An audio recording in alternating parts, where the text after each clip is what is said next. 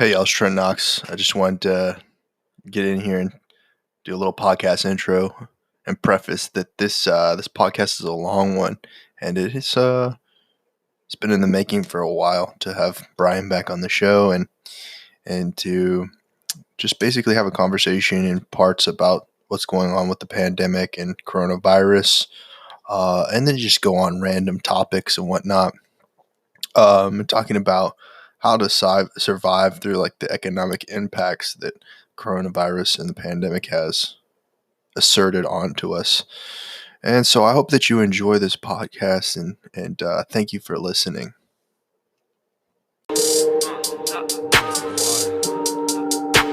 I just roll the dice, pack up in the Audi, back to go, little Joe. I just hit for 40, ripping on some grain, swinging like I stole it. Shorty got big thighs, juicy as she broken. I just roll the dice.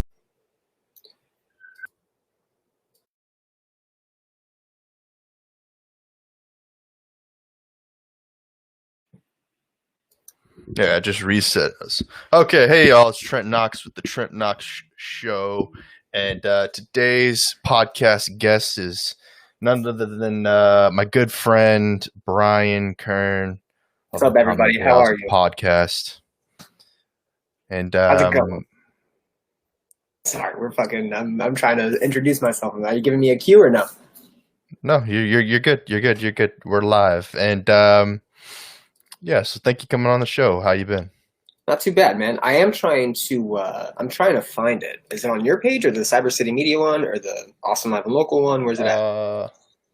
I'm gonna open it up in a new tab, and then I'm gonna send it to you. Cool. I can share this ish. I'm doing good, man. Thanks for wanting to do this. And I'm stoked to sit back down. Me and Becca are gonna get one done tomorrow. And then we're gonna try to do one. I'm gonna do a couple next week. So you're getting me back into my groove, that's for sure. And I appreciate that. Cool. Sorry, I got a double playback for a second there because I opened up the stream and linked you it. So you've been doing the show with Matt. I Hate the Scene. How's that going? How do you like that? I like it, man. Matt and me did that originally back in like 2008. Matt started it by himself back in 2008.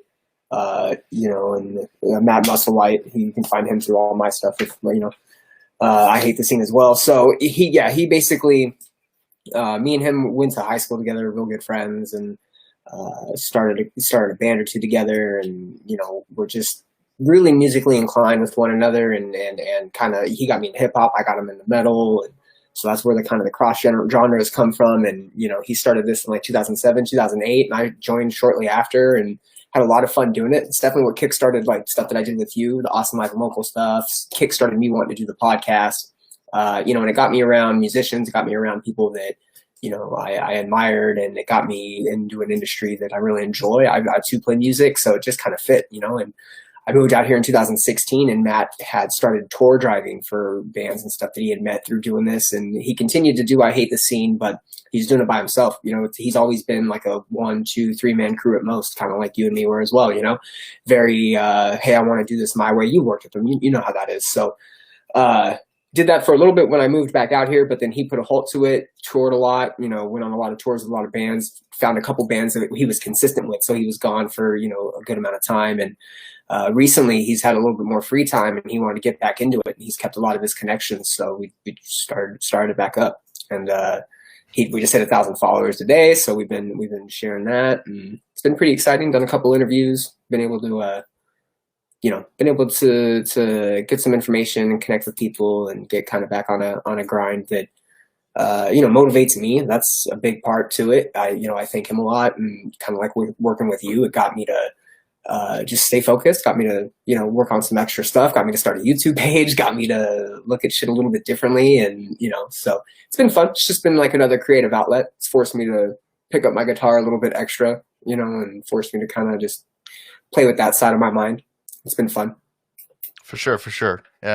Before we dive into this, I Yes, want to sir. say that this podcast is powered by Restream, and Restream is now sending out a product to most of its users, subscribers, that offers them a studio session such as this one, where you can invite guests and broadcast to multiple destinations like YouTube, Twitter, Twitch, Facebook, the like that. If you want to go to restream.trentknox.com, you can get yourself a little promo and get signed up to use a software like Restream to multi-stream to multiple destinations and grow your audience. And so I talked to you, rolling off of that.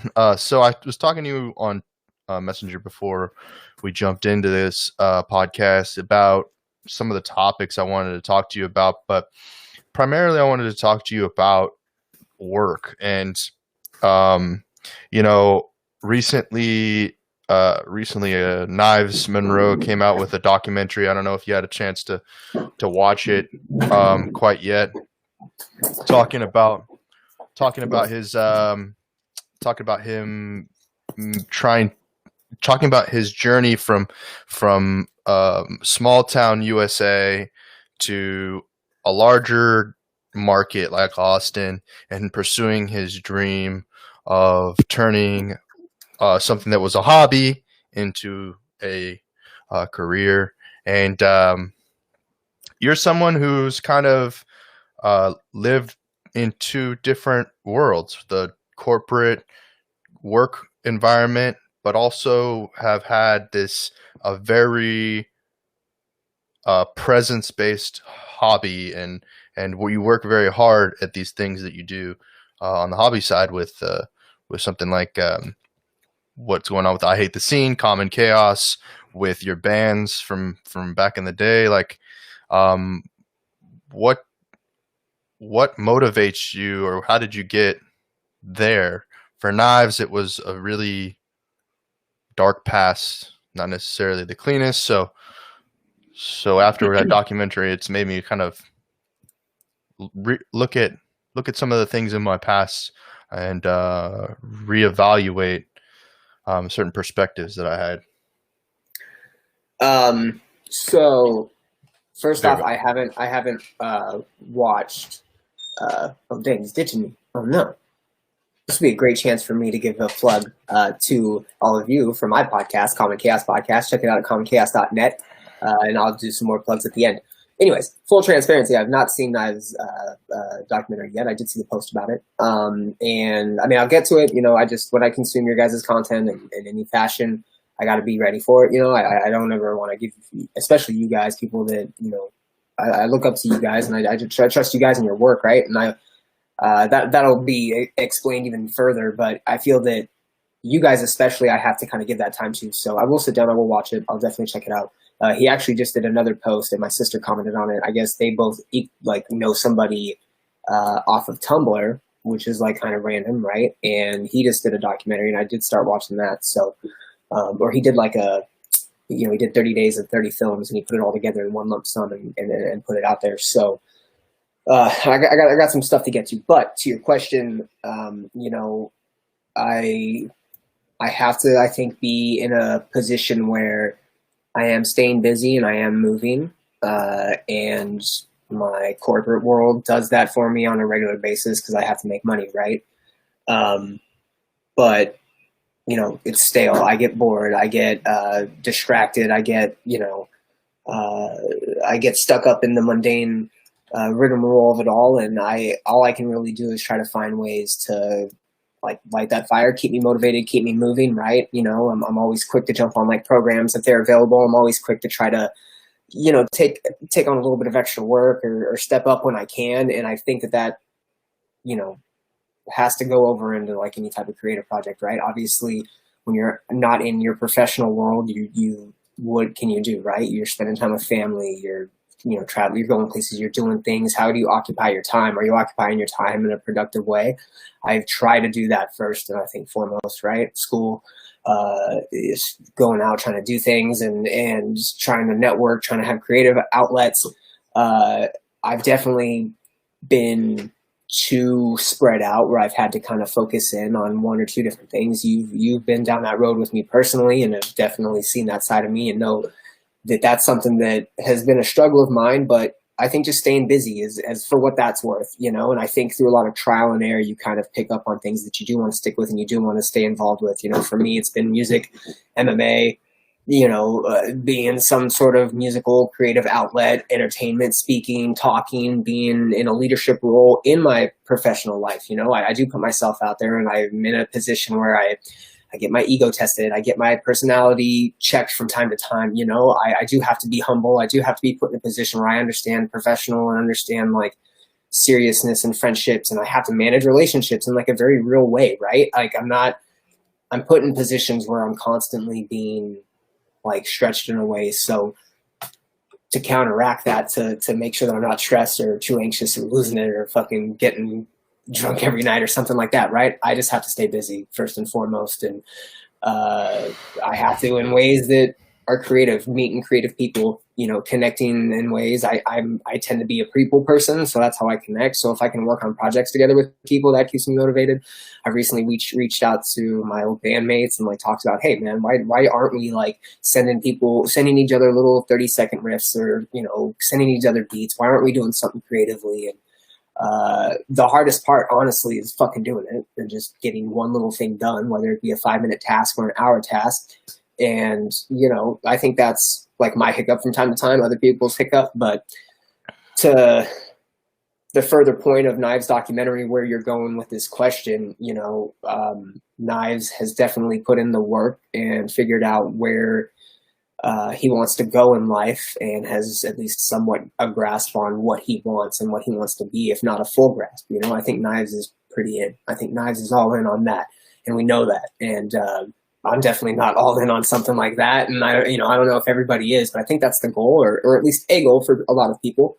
And I can expect his documentary to highlight that and the journey. And, you know, you and me happen to know him personally, which is, you know, a deeper aspect to that, right? And we definitely know the struggle that he's been through and what he's had to go through to accomplish certain things. And, you know, same for you, same for me, same for everybody, Matt, you know. So, to wrap that up, does that sum up what you're trying to get? Does that answer that? Oh, well, I mean, I don't have any like expectations, right? I have no expectation really of like your answer, but I am turning this light on right here, so give me a sec. Cool. Yeah, there we go. There we get some light there. Yeah. I'm sorry. So, getting dark. I hope that answered that. Yeah, well, I think that work is something that there's not necessarily always been for me a good like direction. No, it's not like an IKEA sort of thing that you can, for me, that I've pulled out of the box and the directions were simple, and they you know, with there's just so many things I want to talk about in regard to like just as you know, as being a teenager and then becoming an adult, and trying to figure out the importance of work in a healthy adult life. I was talking to Knives about this, and it's a very struggle. It's very difficult because we're sold, at least in America, this idea that going to college somehow improves your likelihood of finding valuable, maybe there's a better word, employment that will provide a long-term source of income and give you a nice lifestyle. That dream that we were sold, I feel like, was a robbery in ways at least for me, in that I've heard this on other podcasts and different live streams where, the degree, since I got a film degree, there's there's one or two degrees that you get that kind of secure you an opportunity, and that's like like a health, like to be a doctor, or a degree in law, and those are the two ones that really stand out to me. There are probably a couple other ones that are higher education. Engineering, and Yeah, but then even again, like I look at those ones, and it's almost like there's still so many engineers. But with the pandemic currently, we realize how insufficient we are with doctors, and inversely, because everyone is so worried about the consequences of breaking the law or whatever, in this economic disaster, there's going to be a lot of lawyers that people are going to need. So like these two things seem to be kind of timeless, those two things. But there are so many degrees out there, photography, clay, like things that art degrees that don't really get you anywhere. And the university system is in no, they're not, their goal is not to get you a job. Their goal is to sell a product. Okay. Or a service, I should say. Okay. I guess the product is the degree at the end of the day. But there's just like this conversations that's recently been having, that there's like this disservice to our generation of college graduates, homeowners, car owners that were sold these products without the education, and were sold before we even have the income to sustain things like a college loan or a car loan or a house loan. Mm-hmm. I get it. Right. Yeah. We're kind of put into a world where we're not prepared for it. We're not adequately armored with like the knowledge of even how to manage these things, let alone multiple of them, right? Mm-hmm. A house. I get it. Yeah. And so these bailouts, right. Forget the health crisis. Like, I mean, the health crisis is the health crisis. I'm going to ask my producer a question real quick, so bear with me. Hey, can you try to find that article about the government official getting the loan? Thank you. I'm going to share an article with you. Continue. Once I get it, I appreciate y'all. My producer's my fiance, by the way, so I'm just shouting orders at her to get me something. But yeah, I'm gonna get something on the line of the bailout for you because for sure. Yeah, no. Continue, and then I'll tell you why. But yeah, I what I was saying is that people will have to.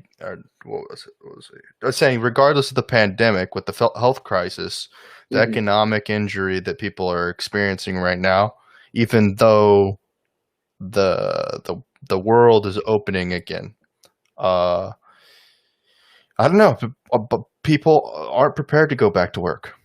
People aren't. There isn't necessarily more jobs. There's less jobs, and that's very frightening. I mean, do you have a question for me? Can I ask you a question? Yeah, I mean, yeah. Any way to elaborate or anything? Yeah, questions. So let's. I mean, yeah, all that has happened. It's been weird, right? We're in a very confusing, complex time. And I think we're past this stage of, like, we have to look at this from a gauge, right? Or stages, or we have to equate this experience of going through COVID and the economy getting shut down and shit just being weird to something else.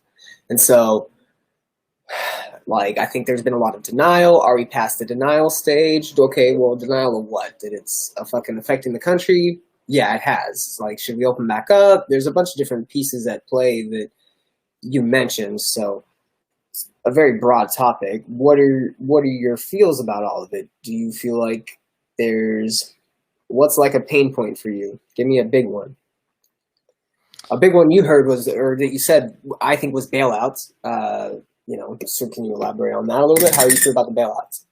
Well, for my personal experience, I feel like it doesn't really provide a broad enough like perspective, because I feel like you relate more to the average American. I think I might be the below average American as far as like the American dream per se. Okay. And it's a matter of like being, for me, I've been trying to operate my own business for the past 5 years or something like that. Or like, I mean, one point in time I was employed in the traditional sense, but then I just started getting all of these contractor jobs, contractor jobs. Mm-hmm. And so I haven't been employed in the traditional sense since like 2015, under a W-2 contract or W-4 or whatever. And so the way that I'm navigating the system is going to be very different from someone who just got laid off and the company that they work for is closing down. Mm-hmm. Mm-hmm. And they're not going back in business. Do you find yourself continue? Do I and then I mean I can go after what your question is. I think it's important. Do you find yourself fortunate currently, right now, right this second, through the COVID-19 thing? Do you find yourself in a fortunate position? Do I find myself in well, there's two. I would like to. I'm sorry, I know I'm fucking with this. I'm just trying to get the good fortunate, and there's fortunate, and there's also advantageous. Do I feel fortunate or advantageous?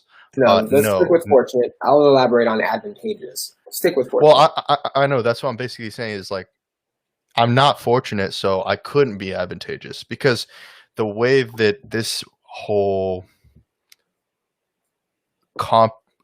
this whole idea of aid has been distributed, they're talking about how companies are not supposed to go out and take that money away from you if you have debt. Well, I was already in a poor situation, working paycheck to paycheck, paying loans off. Those companies aren't stopping taking those loans. It's not forgivable loans, like all of that stuff, all the money goes to that first. I'm a firm believer that that's how that we should have figured out how to apply the bailout to things of that nature. Yeah. I felt like there should have been some sort of, hey, we're going to allocate X amount of money, $1,200, whatever it may be, for everybody. But what we're going to do is we're going to eliminate that in the form of a debt payment, or we're going to eliminate that in the form of so you have some breathing room, right? Obviously, businesses have to get paid, and like people have to get paid, and unemployment and all that, right? But it just came through the feeds today, right? They're trying to pass another bill where we get another $1,200. Okay, cool. But what do people expect to happen when places do open back up? In my opinion, yeah, people are going to go out. They're going to start spending it. And not only is that a risk of like reamping the fucking thing, right? But it's also a risk of putting people right back in the situation they were in right before this all started. When I asked you if you were fortunate or if you felt fortunate, what I meant by that was, do you feel like you're in a position of better or worse than what you were prior to, right? And are you sinking or floating? And I think that that's like a lens you have to have when thinking about if you're fortunate, because although, yeah, you might not be working, you mentioned a little bit earlier in the chats that, you know, there was some misinformation, maybe some made, and I get that lens. I get the half empty type of glass look at it, right? But I also feel that this was a time for, you know, just a real deep dive, man. If you did get hit and started struggling right when this thing started, if you're not really digging deep and putting in some work and trying to figure out yourself as a person, and I'm not directing this at you, I mean anybody, right? Because I do know some people that were in some very unfortunate situations during this, going through divorces, losing their homes, becoming homeless because of this. And it's you know, ironically, those are the ones that are like, oh shit, I was, even though that happened, yeah, and I was on a shit streak for like a month, it actually put me in a position where I was able to do this, you know, and, you know, a lot of that, like, excitement about that is the advantageous nature. Are you going to be advantageous when an opportunity comes up? Are you going to be optimistic? Because let's be real, optimism is what fuels the advantageous attitude, right? If you're going to jump on an opportunity, hey man, you have a chance right now to pack one fucking bag and go to New York because you got this. Are you going to fucking take that shot and call your manager and take the risk being, dude, this just happened. I got to take this. I'm sorry. Like, I'm not going to show up. Are you going to be able to go that route? And the only people that take those chances, the ones that actually take those opportunities and go skydiving the day that they're asked to, are the ones that are, you know, they're optimistic about things, man. They're optimistic about the approach. They know that they're going to take a chance, yeah, but they're not looking at the consequences. They're looking at the time and the experience they're going to have. And they know that it's going to be a good experience. And I know it's a weird lens to look at for the pandemic, but let's be real. You're either going to go into this pandemic and go, cool, man, I'm going to fucking lace my fucking shoes up. I'm going to do what I need to do, you know, or I'm going to put my slippies on and I'm going to stay inside, however you want to look at it. But the people that did need to go out and work and be put in situations where they were, you know, possibly going to get sick or whatever happened, man. They did get sick. People did go through that. You know, they were that kind of trailed off. But I mean, yeah, man, No, I'm with you. Everybody. I'm with you. This happened to everybody. And there was two ways to look at it, man. And I think a lot of people took this opportunity to, you know, at least dig deep and understand themselves a little bit more. And I think doing that, you're going to see the positive spin on things, right? And not a lot of people are in good positions because of this. And, you know, I don't think everybody is ever going to be in good position. You know, there's going to be people in shitty positions. And all you can really do is either try to source a network and get in touch with people that can help you at least boost your spirits or feel good or put you in, you know, man, you know what that is. You know that feeling. It's a weird feeling to have to explain. It's a weird feeling to have to, it's a weird concept to have to try to elaborate in words. The word is lonely or alone. There's a certain community, maybe, man, maybe, but is that, okay, yeah. So if that's it, what's causing that? Like, what's the isolation, or is it the lack of interface with people? Is it what is that? Well, I think that that we could go down a scenario of different scenarios that could have happened or is happening.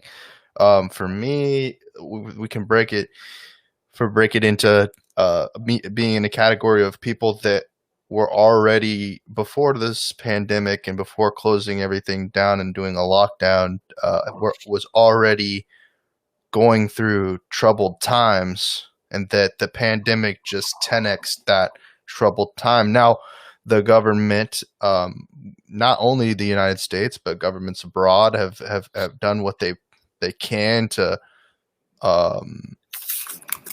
they've done what they can to alleviate the stress of the whole pandemic in general.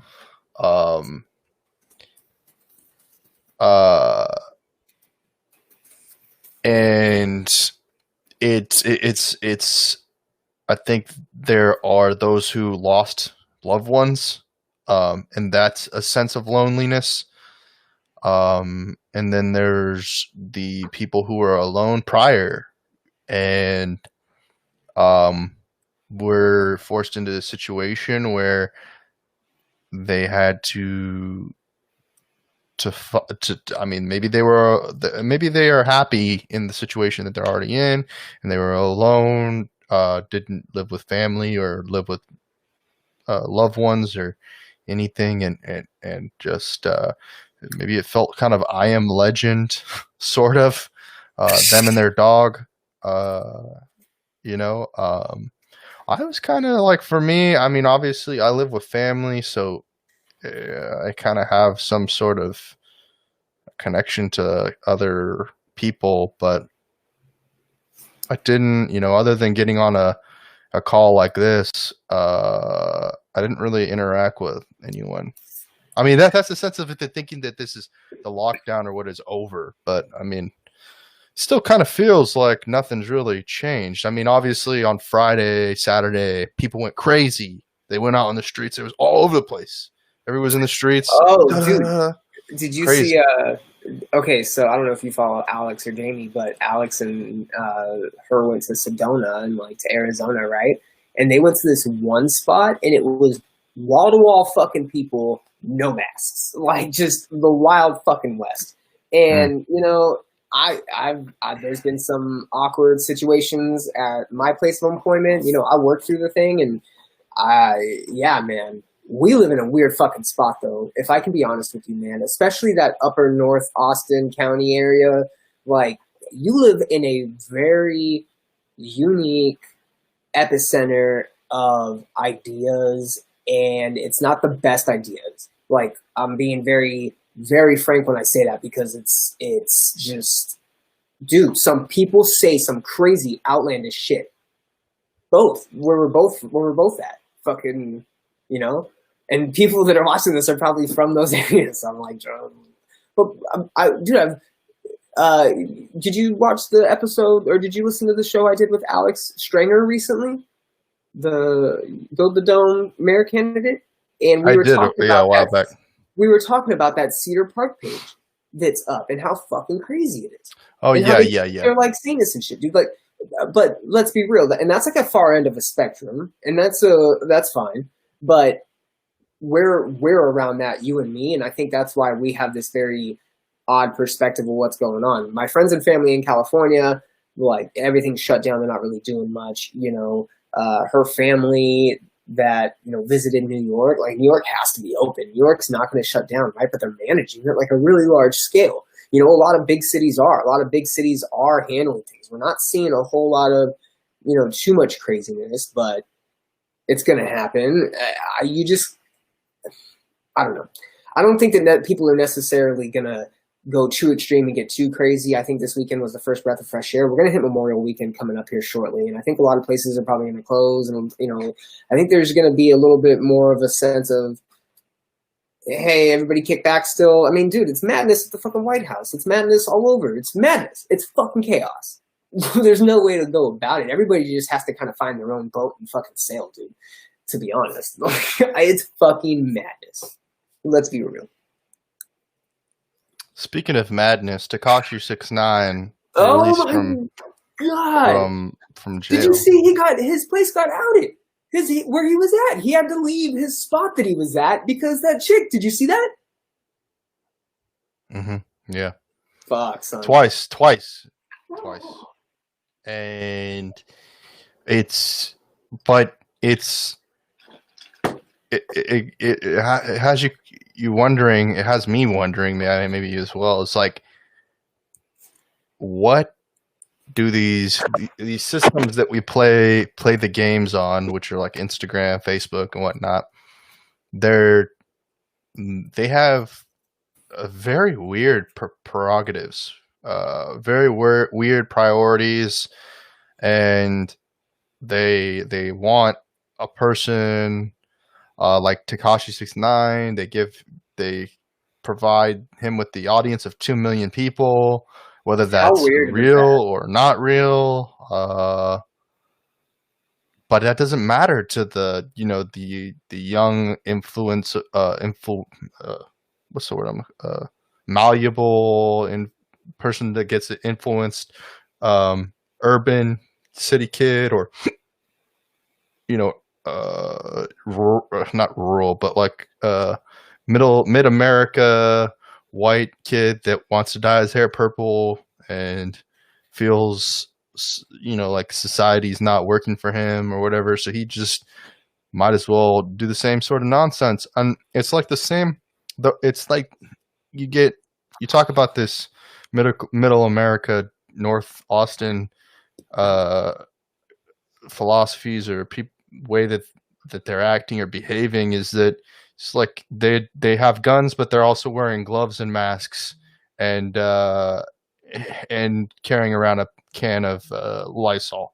It's like it almost doesn't. I mean, I feel that way. I feel like there's just like this super.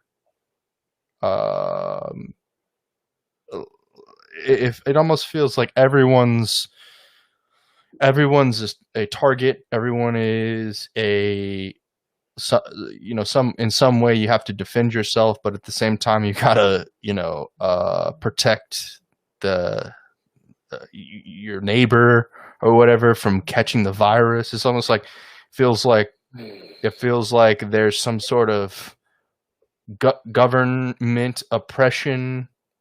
At the same time, there's this. It's odd. It's odd where it's you have to have your gun, but better wear your mask. Which is worse, the government killing you or the virus? It's like, and so like here, I feel like folks are like, there are people who are like, forget the mask, we're just going for the guns. Oh, we're getting both. We're getting both for sure. We're getting the weird mix of both.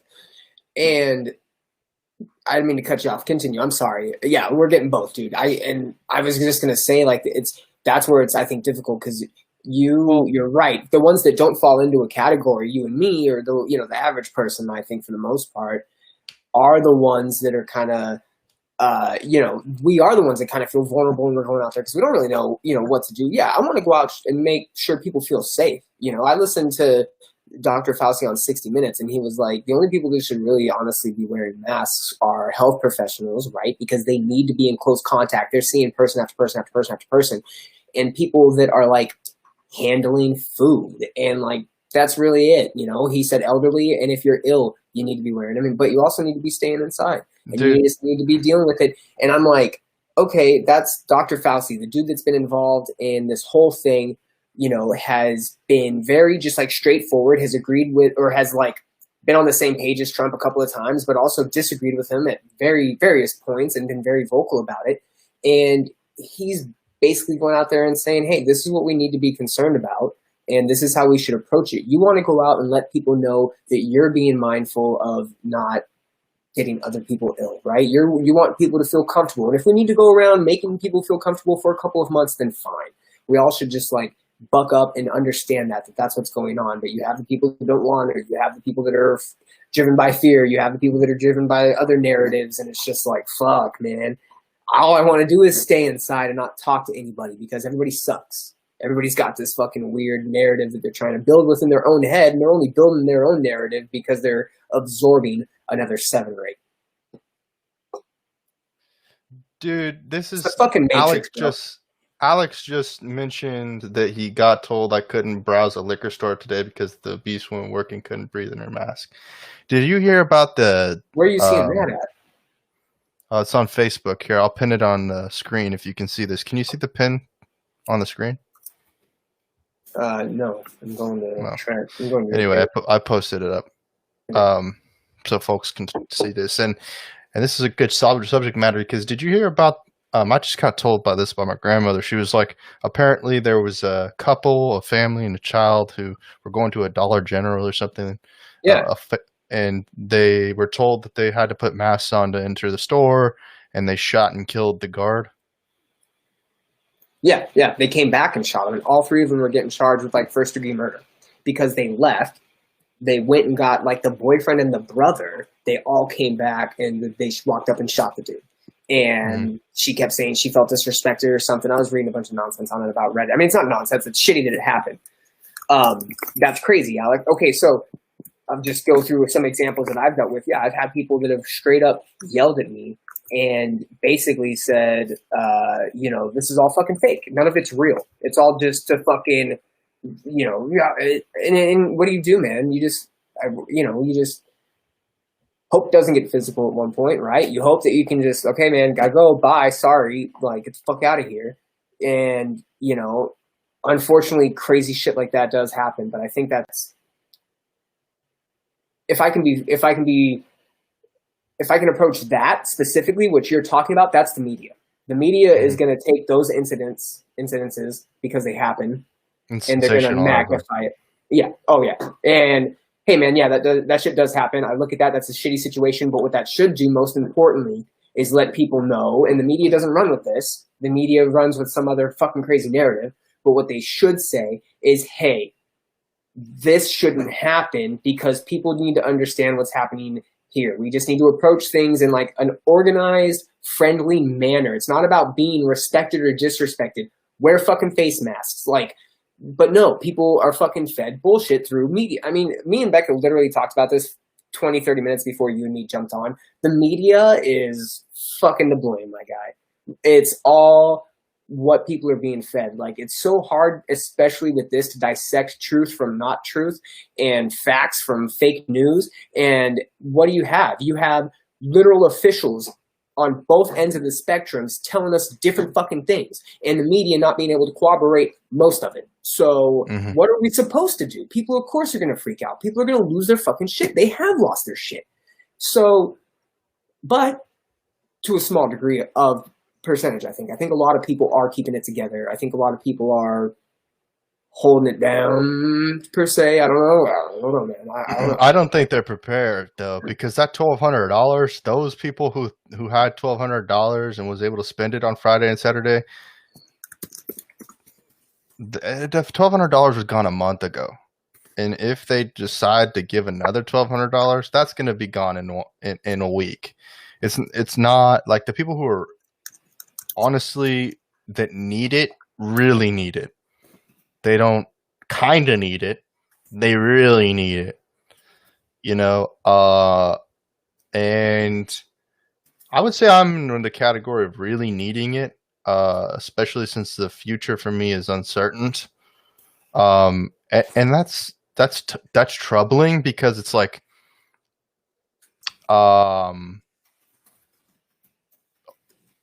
is it my fault? Is that what the government, how does society view it?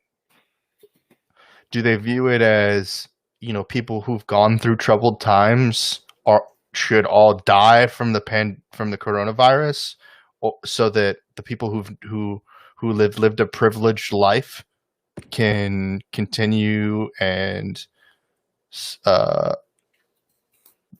on whatever broken system we're currently operating on? Or are the majority of people thinking that the economy, that the healthcare system needs to be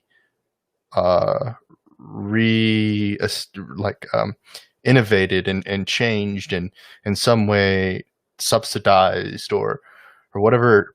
In my humble opinion, I believe that giving the people more money is providing them with purchasing power to reestablish an economy that we had before the lockdown, because people need, businesses now that are currently operating, they need capital. They need to be able to move, and giving people, I don't know how easy it is to give entrepreneurial people like myself and Knives and the people that I surround myself with, Bryan, money so that they can pursue their true passion or their dreams, and form a business that circulates money. But then again, I can completely understand why people think that this is a conspiracy or a psyop or How can you see that? Okay, if you can elaborate for me, because there's parts of me that do kind of feed that conspiracy narrative a little bit, but I want to know what yours are and see where we differ. No, the reason why I completely I'm gonna close the understand is blinds. yeah. The reason why I completely understand is because people are suffering and they are looking for any sort of way to feel reassurance that this couldn't happen to me. It can't be possible that I've been going paycheck to paycheck.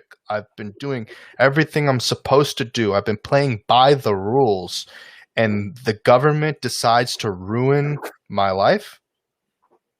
You know, and so I can see why folks would be thinking like, oh, the government must have a reason. The government must have a reason to why they're locking it down and making it so that that people are in a precarious position or a vulnerable position that will subject a lot of people to heartache and pain. And I understand some of the narratives of the conspiracy theory where it's like that there's some sort of outside terrorism, that there's an alien attack, that Oh God, come on. No, give me one you believe. There has Which one to are be, you like buying into? There has That's to what be, I asked. I buy into like I buy into the traditional narrative. I buy into the idea that there was a virus. They don't know what it. They don't know anything about it, because I think that everyone is kind of just undereducated. Okay. What do you really think happened? Give me your honest gut feeling of what you think is going on right now. And can I give you my example just so you know kind of how to phrase it or kind of how to formulate it? I think that this is a legitimate animal-born virus that somehow got its way into the general population. I don't know if it was from a necessary Wuhan wet market. I don't know if it was from a laboratory near Wuhan. I don't know if they've known about it longer than when they reported. What makes me believe all that, or what makes me feel that way, I guess, about that situation is because we got most of our information coming out right at the get-go from China. Oh, here's the problem. China's fucking crazy, bro. So, but that's where I do believe that in the sense where they tell us, hey, it's a virus. Chances are it came from a bat. You know, this is what we're doing to solve it. I mean, they have given us a lot of information that has helped come up with ways to manage it, right? And so they know something about it. So let's assume that maybe they're giving us 50-50 factual information. I do believe it came from where they said it did an animal, and I do think that it is just going to be like a standard virus that they're going to eventually come up with something to get rid of, right? Now, whether or not it came from a lab, an actual bat in a wet market, someone fucking sneezing in someone else's asshole, I don't know. But I do know that that's what I think. So do you think that it's... where are you at? Those and are we'll all get to the conspiracy things. talk. Okay. So I think that we have to. Are you like? I don't like to advertise the conspiracy theories, but I want to pinpoint each one, kind of like this is a conspiracy theory, this is a conspiracy theory, and then go down this kind of deeper subject matter of the CIA, and what am I blanking right now? NSA, the FBI, the intelligence operatives and their play in this, and how our intelligence agencies are rooted with our press and rooted in our military and rooted in all these things, and what the facade of these organizations that we're looking at we're being kind of sold this kind of fairy tale narrative where it's kind of a little bit, it can go on the lighter side and it can go on the darker side depending upon your perspective. So with me, I'm not operating under federal organization or anything like that. I'm not Tekashi 6ix9ine working for the feds, snitching on people. Like, that's not me. Okay. Now, being an American, we are all adjacent in some form or fashion Right. to the big bad powerhouse of America that institutionalizes central intelligence agencies, the FBI, NSA, Assad, not this Assad, but the Mujahideen Assad. Mossad? Are you talking about the Mossad? Mossad, yeah. Israeli intelligence? Mossad and all of these other different organizations that are out there, Did I just... including MI5 and all these organizations that are Western organizations doing their best to infiltrate into this traditional narrative of a virus that came out of Wuhan. But here's the thing. What indication tells us that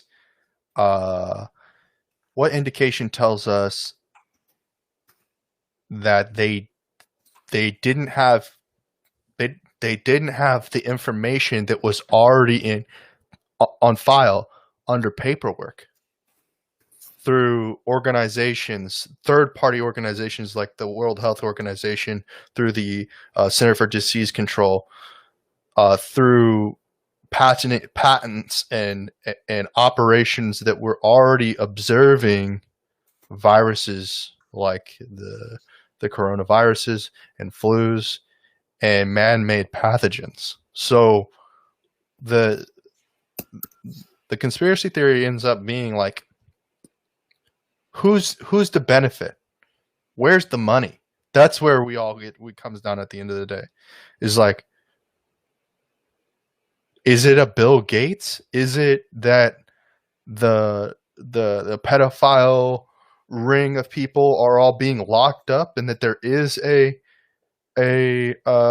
lawsuit out against all of these organizations? And even though this seems it almost seems unrealistic, because you see these lawsuits popping up on 4chan, 8chan, Reddit, on these sort of the United States versus these. There's this. This is where the conspiracy theory gets this like blown crazy. Is that there's a document, the United States versus all of these tech companies and political figures, celebrities, right, being connected to Epstein, right. And so is this a global cover up for a much different issue? And was China understanding of this issue, and was it there? Was there a whole nother thing? Forget the coronavirus, but was there a whole nother reason to mask this lockdown, United States lockdown, to prevent troops touching base from China or troops touching base from Russia, and spreading not the virus of spreading a biological virus, but spreading a virus of the mind. And this is sort of conversation that's being had at like that is such a trip, man. That's way too complex. That's way too complex, my guy. Like, and so we start to wonder, why are U.S. naval ships, battleships, moving into the South China Sea? Why are we seeing are they? Iran shooting down their own ships? Hey, son, that was crazy. Well, I mean, okay. Dude, I'm getting goosebumps because this isn't like okay. A reality, and it's like too much of it can be sensationalized in Hollywood. Okay, but you have to, for me, yeah, right now, Sorry, dude. I know I adjust this way too much. I haven't found the perfect angle to fucking do this, but you got me wanting to talk now, and I need to be able to fucking talk to you and not have this be in my way. I believe that we need to pick what we're going to talk about. So are we tying coronavirus into all this? Because these are all great things to talk about, but what one are we sticking with? Because there's no way it's all related. Just a suggestion. Just a suggestion. If you tilt your mic and you point the capsule at yourself, it would work better. Like if you would, like tilt the whole capsule toward you. Like the top of the microphone? Yeah. Really? Yeah. Like that? Yeah, like that. That doesn't make my sound worse? No, that's how the microphone's supposed to work. It's a tube mic. Why does it say front and back then? Well, I mean, it has a polar pattern, but the top of the mic is okay. All right, we're here. Yeah, you're fine. We're good. Cool. Are you sure? No, dude, I'm a lot louder when I'm down here. You're crazy. It sounds the same on my end. I don't know. I'm quiet right here, 100%. I'm a lot louder right here. Well, I mean, if you turn up your gain, you could turn up your gain. Down here? Well, maybe, I don't know. Maybe that's a different microphone than I thought it was. But can anybody in the chat actually hear me? Is anybody even watching? I don't know. Anyways, I'm gonna go back. Everybody seemed to leave, at least from Facebook. I'm gonna go back to probably because of the conspiracy talk, but let's be real. We got to pick one conspiracy. But anyway, it's not a conspiracy. This is all connected. Connected. No, dude, you're crazy. How's it all connected? How's it all connected? Because it's happening in real time. It's not like, what is it like? You think that things are just like a Game of Thrones narrative where it's all like this piece caused this piece, and no, let's pick something we're going to talk about. You want to talk about the coronavirus, or you want to not talk about it? I don't want to talk about it. If you don't want to talk about it, I don't want to talk about it. No, the coronavirus is the coronavirus is a thing, but it is a cover up. No, it's not. It is the reality. Yes. No. Don't tell me no. Don't tell me no. Why are you telling me no? It might be. If you can provide like some sort. I mean, I'm being very honest here. This is the reality of the situation. We're seeing these large military movements, but we have. It's not because of Epstein's stupid ass. Listen. I'm saying how is that is correlating. You're correlating, but that doesn't make okay. So so that's what I said. I said that particular piece there is speculative and in some way. Why we're not hearing about Epstein. They want to push the coronavirus thing for a reason. It could be political. It could be because it is a serious thing. Like, we don't know, dude. What happens if come August we are all fucked and 50% of the country has it and people are dying left and right? Like, we don't know, right? So err on the side of caution and just listen to the professionals. But in real time, like, what do you do when the professionals, well, see, that's where you have to be selective of who you're listening to. Who are you listening to? Dude, like, do you listen to Dr. Fauci? Do you listen to the doctor? Do you listen to the dude that's running the shit? Dr. Fauci got the pile driver. Like, what do you mean he got the pile driver? Dude, have you seen him inside of the Oval Office having conversations over the past week, month? Not really. Because they're being quarantined. No. These people are figureheads. The operational portion happens by their assistants, their people that work for them. Dr. Fauci's not the only one. If that were the reality, we'd be so fucked. One person. There's four main doctors on the podcast. No. That's Dr. Fauci's the most respected. Okay, but what are you saying? I'm saying that they are figureheads, just like how everyone is pointing negative fingers at Donald Trump, saying he's just a figurehead, right?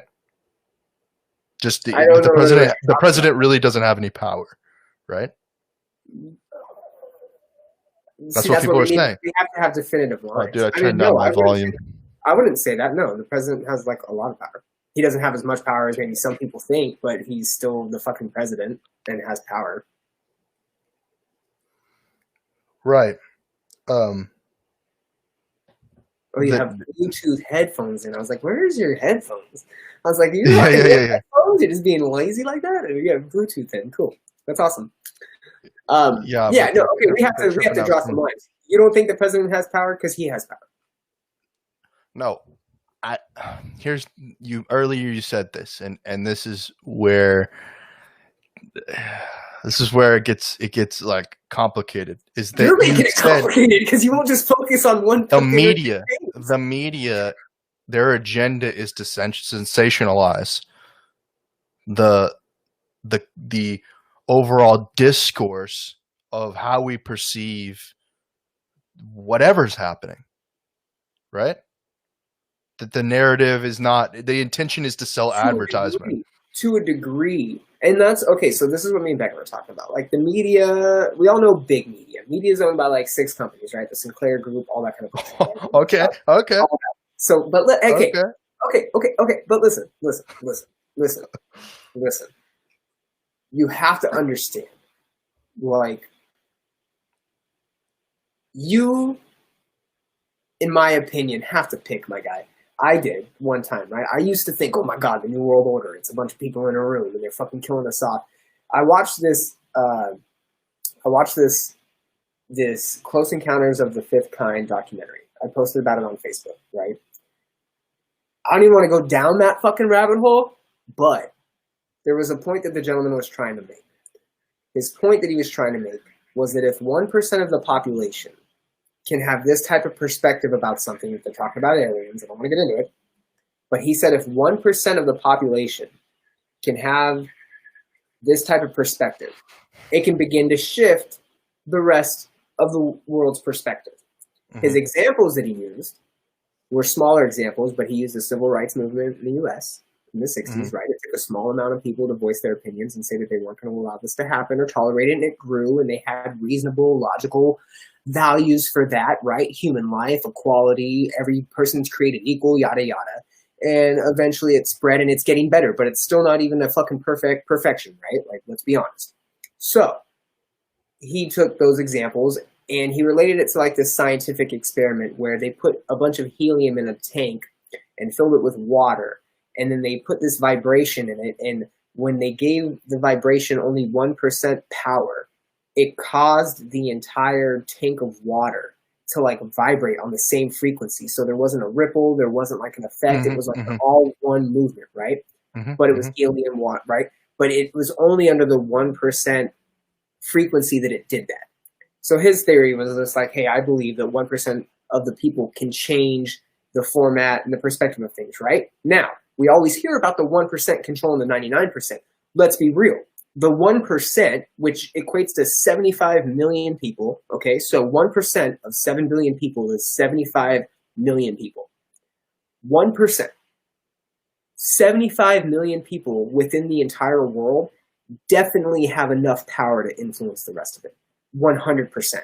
Now, that 75 million people are in no way, shape, or form all connected, Trent. That's impossible. There's no reason 75 million. Oh, no. Or no possible way 75 million people can be connected. But, so that 1%, that 75 million people that really do probably control the way the world happens, oil tycoons, media tycoons, people that own countries, emperors, fucking princes. I'm talking people that will have money fucking to the end of the galaxy and back. You know what I'm talking about? That 1%. And those people, the oil tycoons, the fucking people that own the countries and all that bullshit, that's probably not even 75 million people. Let's be honest. It's probably more like 75,000, if even that, right? Mm-hmm. Like there aren't many billionaires in the world, right? There aren't many. So let's take all the billionaires in the world. The billionaires are probably the ones that have the biggest grip, right? But your local media head at ABC News isn't sucking the dick of the fucking head Rothschild guy just so he can feed a narrative. That's not happening. They're not interconnected all that way.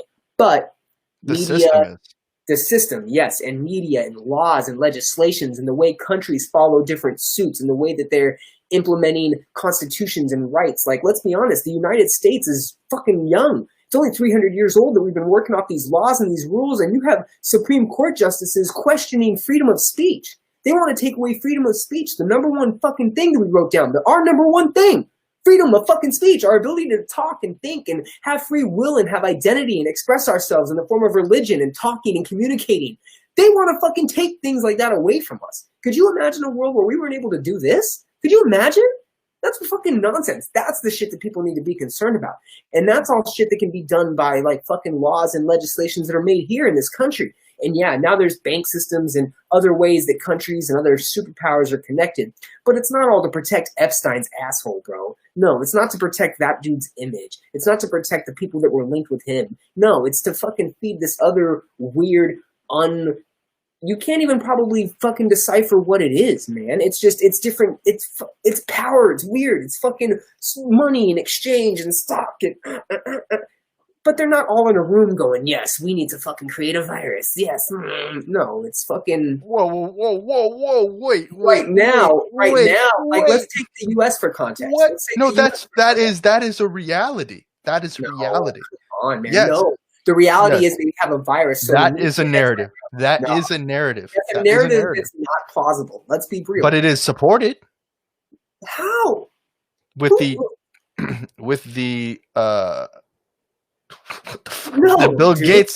Bill Gates thing. Oh, you know what's happening? Bill Gates has had his hand in fucking trying to come up with fucking vaccines and viruses since he was like in his fucking 30s. And the conspiracy theorists are fucking running with this stupid ID chip. People have been afraid of RFID chips. Okay. You know how long people have had RFID chips in their fucking body? People have had them and downloaded viruses and gotten like infections and shit.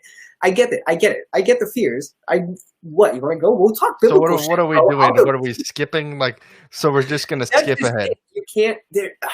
That's my point. So right now, choose your 2 or 3 to connect to one another, but it's not all a thing. In the now.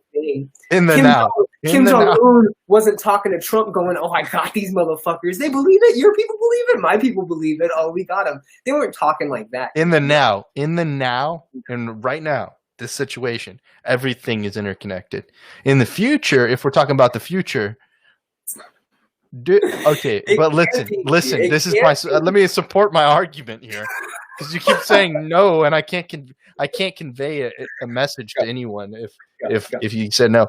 Is that there is like we can go down the philosophy route as well of it being a simulation, and that this is all kind of already been pre-planned and organized. But with this, the idea that it's not interconnected through systems is just not reality. No individual particularly has sway, or a group like I don't want to say an Illuminati, but like an organization doesn't necessarily have it. I mean, America has a lot of power. America. You're right there. I think people like to run with it's all. But when I say stack conspiracies, and they like think that because COVID's going on, it's because Trump and other officials did fucking party with Epstein, and they're all fucking children, and they're all connected that way. Like, but that may be the problem in America. It could be, man. One of who just got busted for, babe. Who did I mention last night? They just got busted for child porn, and I was like, wow. It was a producer, or it was a fuck. It was a dude in the cabinet of a fucking like government official, and it's like, oh yeah, huh? Oh yeah, someone in John Kerry's cabinet got arrested for child molestation. And it's just like, okay, so yeah, dude, a lot of fucking, you know what it probably is? A lot of people probably have weird fucking kinks, all right? And pedophilia is one of them. You're saying that there's not an organization in power that have that. I mean, loose organization at best, man. No, I don't think that there's you don't think that there's a. I mean, certain things are connected, yes, but I mean, again, it's not everything, and I think that's where people need to tune. They need to adjust that tuner. They need to adjust that dial and focus on the one or two. How disconnected are these systems? Give me 2, and I don't know. It might be connected. We have to talk. You know, how disconnected is like a. Unless you want to do Epstein Corona, can I explain how disconnected? I guess the conspiracy theorists would ask, how disconnected is a Skull and Bones from a CIA? Both are secret societies. I mean, in a lot of ways, those are probably pretty connected, because think about it. A lot of fraternity guys are in like law and, in military fraternities. Like, think about it. People in power that do graduate from universities and are a part of fraternities do probably go to the CIA, the FBI. That's a very real conspiracy. Like, let's be real there. You know, didn't you ever see Smoking Aces? Smoking Aces was like fucking. Oh man, like, Dude, you're not like you keep on feeding it. You're feeding the beast in the sense I'm feeding the fact that yes, certain things are connected, but not everything is connected. Okay, so you know what I'm saying? Not everything is all connected in a plot hole or in a plot line. But not necessarily like, not necessarily by like the organization or the people, but because we're on a planet called Earth, it is. Right. So it's like that's where I think you need to. That's where the dial comes in. You need to figure out what channel you want to tune into. You can't worry about all of it. You can't worry about the fact that we're all on Earth, because I just got done watching this Close Encounter documentary, and of what this crazy ass motherfucker, Dr. Steve Greer, who, mind you, has given a breakdown to every president since George Bush Sr. on UFOs. Okay, put out this documentary about how he thinks what his conspiracies on aliens are, dude. I just listened to a podcast then. If that's real, if his thing is real, it don't fucking matter. No, man, no, dude.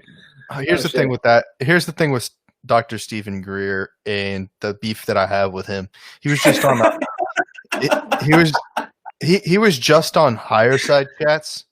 He did a podcast with the Higher Side Chats, and I listened to the Higher Side Chats for a good amount of time until they put up their stupid Patreon paywall, and I stopped listening to it. Oh, with the 2-second hour. Yeah, like, right. Come on, you're gonna cut out content with us, bro? Yeah, I stopped. Yeah, I don't know. I just like started listening, so I'm on a different timeline. But he was on that show, and he was being a fucking asshole. Like, he wasn't listening to the host, and he wasn't, and he had this kind of defense mechanism, and this kind of like off-putting kind of asshole.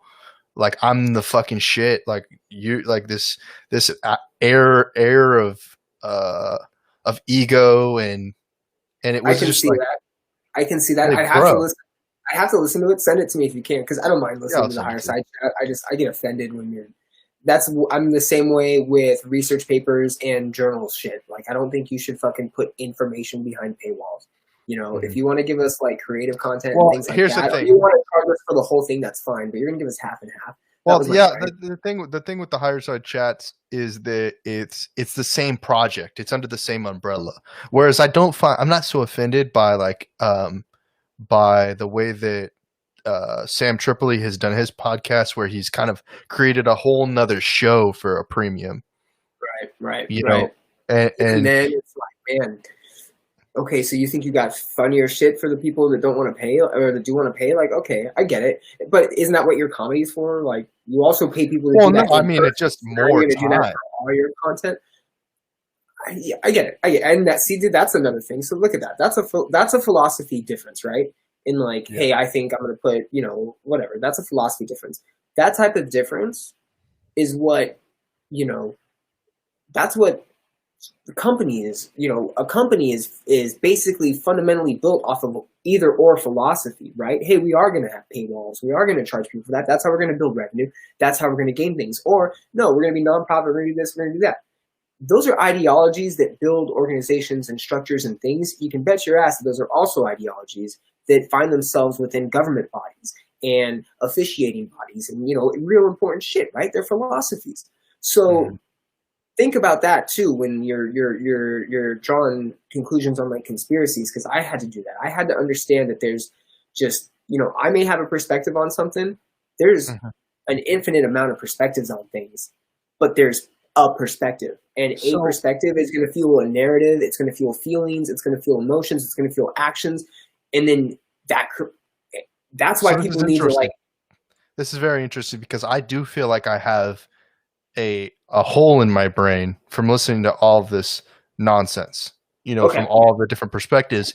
And there is a void there to fill with some honesty and integrity and truth. And even if it isn't like, it's not, and that's why I think something like American News Now or whatever it is, whatever the Republican news network that's established itself, the OAN network, One American News Network. It's kind of like it's like a pro-Trump kind of news network. It feels. I've heard about it, but it feels this void of a different perspective. It's radical enough to be like, oh wow, why do they think that way? And then why is it so distant from the narrative you even get from a Fox News or why is there just all this white space that people are not hitting at? Is it okay? Can I ask you? Is it super religious? That's how the Donald win is. Maybe. And I get the same feeling. I'm like, why do people think this way? And why are people so I'll go into profiles. I've been Twitter following, or not following, but I've been Twitter stalking because I've been getting into some contact tracing. Yeah, dude. And I've just been fucking going in and okay, what is your life like? And a lot of it is a lot of the same trollish behavior. So I really think a lot of people go to a Twitter or an Instagram for just a certain type of trollish attitude. But unfortunately, that probably carries over into their personal life, and they really are that way, which makes me then go, wow, why? Why are you this way? If this representation on the social media profile is an accurate representation of you as a person, why? What are you being fed? And is it just you in your house on your block, or is it your whole fucking block? And if it's your whole fucking block, where's this fucking block? Is it in fucking bumfuck nowhere, Montana? Or is it here in a fucking North County, Austin, a mile down the road? Right? Yeah. And that's where I'm shit, man, I can't focus on all that. I gotta well, I guess the more let's foundation this in a realistic thing is the situation that happened in Michigan where the gun owners pulled up on the mayor's house, basically demanding that their economy reopened, or I don't even know what the I don't know what you think you're gonna do with guns and pulling up on a protest or something, because they're disassociated. The gun people and the people who are making the protests are disassociated. But what kind of drives someone to be in that scenario unless they're starting to consider martial law?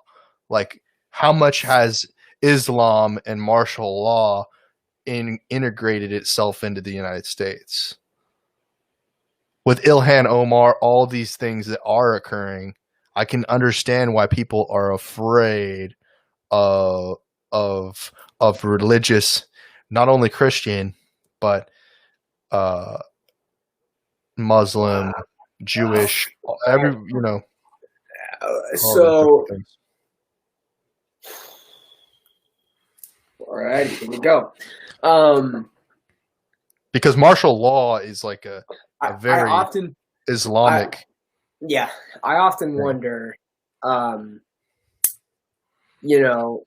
if shit does hit the fan and they do start coming to doors and taking guns, how many people are really going to start shooting cops? Right? How many people are really going to start fucking? Well, I just don't understand. Cops and gunfire is going to break out before people go, whoa. Everybody hold the fuck up. One, why are we taking guns? And two, why are we shooting cops? When does that fucking take place, right? And in my head, I don't know if we're ever going to get to that point. I hope not. I certainly hope not. But someone has to. This is why I love when Donald Trump goes like this. It's almost like somebody explain this to me. What is going on? Somebody explain to me why our government is promoting martial law through police departments, the empowerment of police departments to have military grade equipment to go to a traffic incident, or they're pulling out the tank to go to a domestic violence. Where? I haven't seen any tanks, bro. What are you talking about?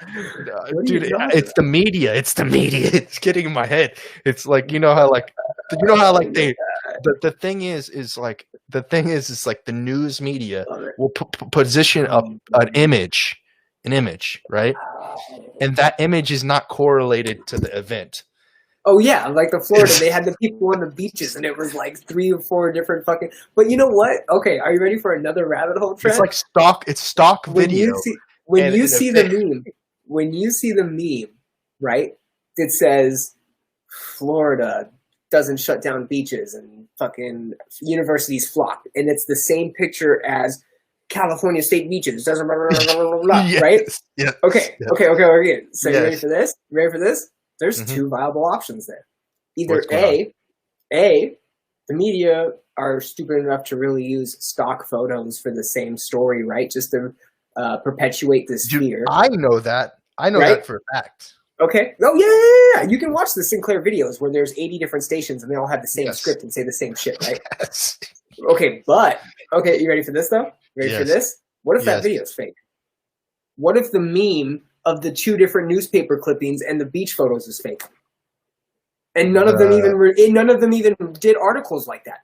And there wasn't an article about a Florida beach or a California beach. Someone just decided to post something to a group where they fucking cause bullshit, and now that group has 1 million members, and that 1 million member group is like, oh my god, and they freak out. Wait, maybe you lost me. Are you saying that the mainstream media picked up a post from a meme group?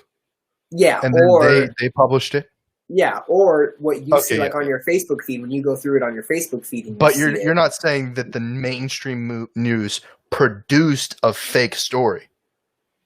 Or no, that could be too. Yeah, no, that's happened. See, that's more. I think that's the worst case scenario. I think. But I mean, I hear the one where it's a meme that they pick up and they do that, and I feel like, oh man, they just didn't know any better. But when I'm gonna they be honest with the other side, where it's the shoddy. It's a lot of shoddy journalism. Here's what I think it is. I think that it's, hey, California and Florida both had issues with people listening to the orders and staying off the beaches. Mm-hmm. They made the mistake of using the same beach stock photo and not expecting people to pick up on it. That's where the shoddy journalism is. Now, both states had an issue. It was just represented in the incorrect way, right? Now, so there could be a complete fabrication of a story.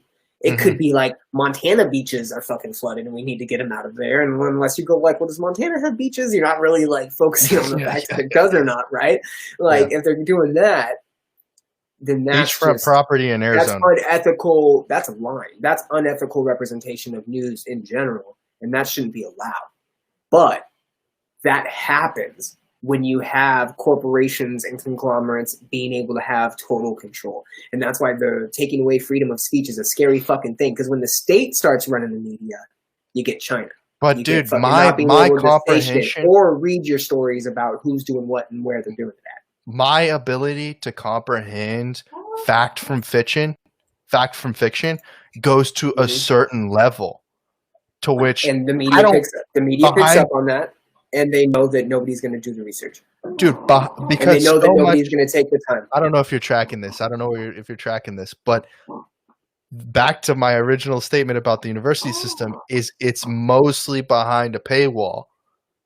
So the average person doesn't have accurate information and the skills set to discern between the bullshit and the not bullshit, but not, not bullshit. Because I'm like, dude, like, I'm like, completely understand why Trump is in a press conference saying that's bullshit. It's bullshit. You're painting it in a certain way so that you can get this partisanship agenda, but that's bullshit. You're bullshit. Go check your facts. Do you know what the price of oil is? Did the oil price drop? Like, and then the journalist is like, I don't fucking know. It's your problem. You told me. Like, I'm very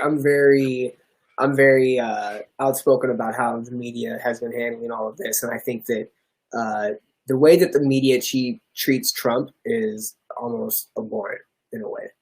Mm-hmm. Like, it is. You're not doing a good job. You're not doing a good job. Those 7 people, 8 people you're letting in the room, you're not doing a good job. He has the right to fucking now.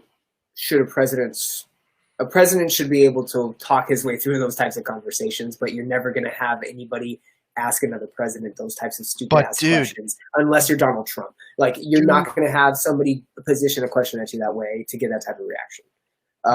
But that's neither here nor there. What is important is, if I can, I've never really gotten the chance to actually like talk about why I chose journalism. Talk about it. I don't know. I don't really know if I can even formulate it yet, because now that I look at it, I'm like, fuck, what a horrible career choice, right? Like, all this bullshit about the media and just the representation of news and journalism in general is not being painted in a decent light right now. And I have to say to anybody that is wondering what the process of like journalism is supposed to be, it's to provide information in an unbiased and accurate way. That's straight reporting journalism. Now, there's different types of like writing in journalism. You can write features, you can write opinion pieces, you can write, articles of highlight or whatever it may be. But the point is you're delivering accurate information in a way that is promoting the facts, not in a way that paints the facts in the light, not in a way that paints a bias on a narrative or tries to push a certain narrative. That's how journalism should be. Yellow journalism and all these weird caveats and the evolution of journalism is always going to be affected by people's intentions and ideas, right? And philosophies about things. And we happen to live in a country where people have the right to basically write down and speak about whatever they want. In a way, we've sabotaged ourselves, because now we realize that people have some pretty outlandish and crazy ideas. And if you have a charismatic enough attitude and a voice, and you're likable to a degree, you can get people behind you. And the same goes with media or anything like that, anything influential, right? The media at its main purpose is to provide information, or news journalism is to provide information. Media, the Fox News, CNN, those are all media corporations, media platforms. Their goal, if I'm not mistaken, at least from my perspective, fundamentally, is to build revenue and to get people to tune into them and to get people to watch them and to get people to invest in them so they can continue to make money and do their thing. The history of news, let's be honest about that, when we would get it on our radio stations and our TVs in the early days, was limited to a couple different channels, a couple different frequencies, right? So it's not a strange thing that narrative's been pushed through media. That's how it used to be. The problem now is that you get to get so many different narratives because of social media, the internet, and the access to information and opinions and things. And that's where things get like confuddled and weird. And the media now has to keep people's attention. The media now has to keep people bought in. How do you do that? Well, you fucking give them media. You give them entertainment. You go off of their emotions. You feed off of their insecurities. You feed off of. That's why Matt Taibbi wrote a great article, Hate Inc., about how people are. I think it's a book actually called Hate Inc., and it's about how people feed off a culture of fear and arguments and online bickering and trolling. That's what people live off of, because it strikes this weird emotional nerve with people, And the best type of media, they broke it down with the IRA, the Irish Research Agency, the fucking bots all over Facebook. They broke that down. They said that they understood that people would click and just fucking feed into negative nonsense bullshit, whether it was a video that ended happy or not. If it was negative, people had to click on it and know about it, and read about it, and share it, and post it, and give their opinions about it. That's the power. That's the power of media. The power of media is the power to influence people, and they're doing it by triggering people's emotions and what they do. So as a consumer to the media, I recommend people go for like hardline, factual information. Don't go necessarily to an outlet for a story. Go to the source of the story. If you go to like ABC, if you read a headline that comes through on your phone and it says ABC News reports that Dr. Fauci recommends, wearing masks and this and that. Okay, what I need to do is I need to go and try to find evidence of the interview. I need to go and either listen to Dr. Fauci give the interview or watch him give the interview so I can then understand his intention, his context, why he said it, his mannerisms. I need to go do that. If somebody quotes something from an article or a book or a Facebook post or something that, was written in or something, go and find that. Find the source. Find the closest thing to the source you can find. So then you can start getting your own information. I know this can get real weird when we're getting reports from China and the WHO and CDC and other big things, but you can talk to doctors and scientists and people that are real average standard people that have a voice and a way to connect, and they can give you their information and their insight and their things. And if that's what you got to do as a person, turn on your investigative journalism characteristic and go out there and research things and study and learn, then you got to do that. But there's a certain burden of responsibility on the consumer as well to understand what they're consuming. And I have to express that because everybody's complaint is how the media portrays things. Well, you watch the media. I watch the media. You're the one watching it. So you're letting it trigger you. You're letting it get you riled up. You're letting it get you emotional because you're not taking the time to go and stack check and go and source check.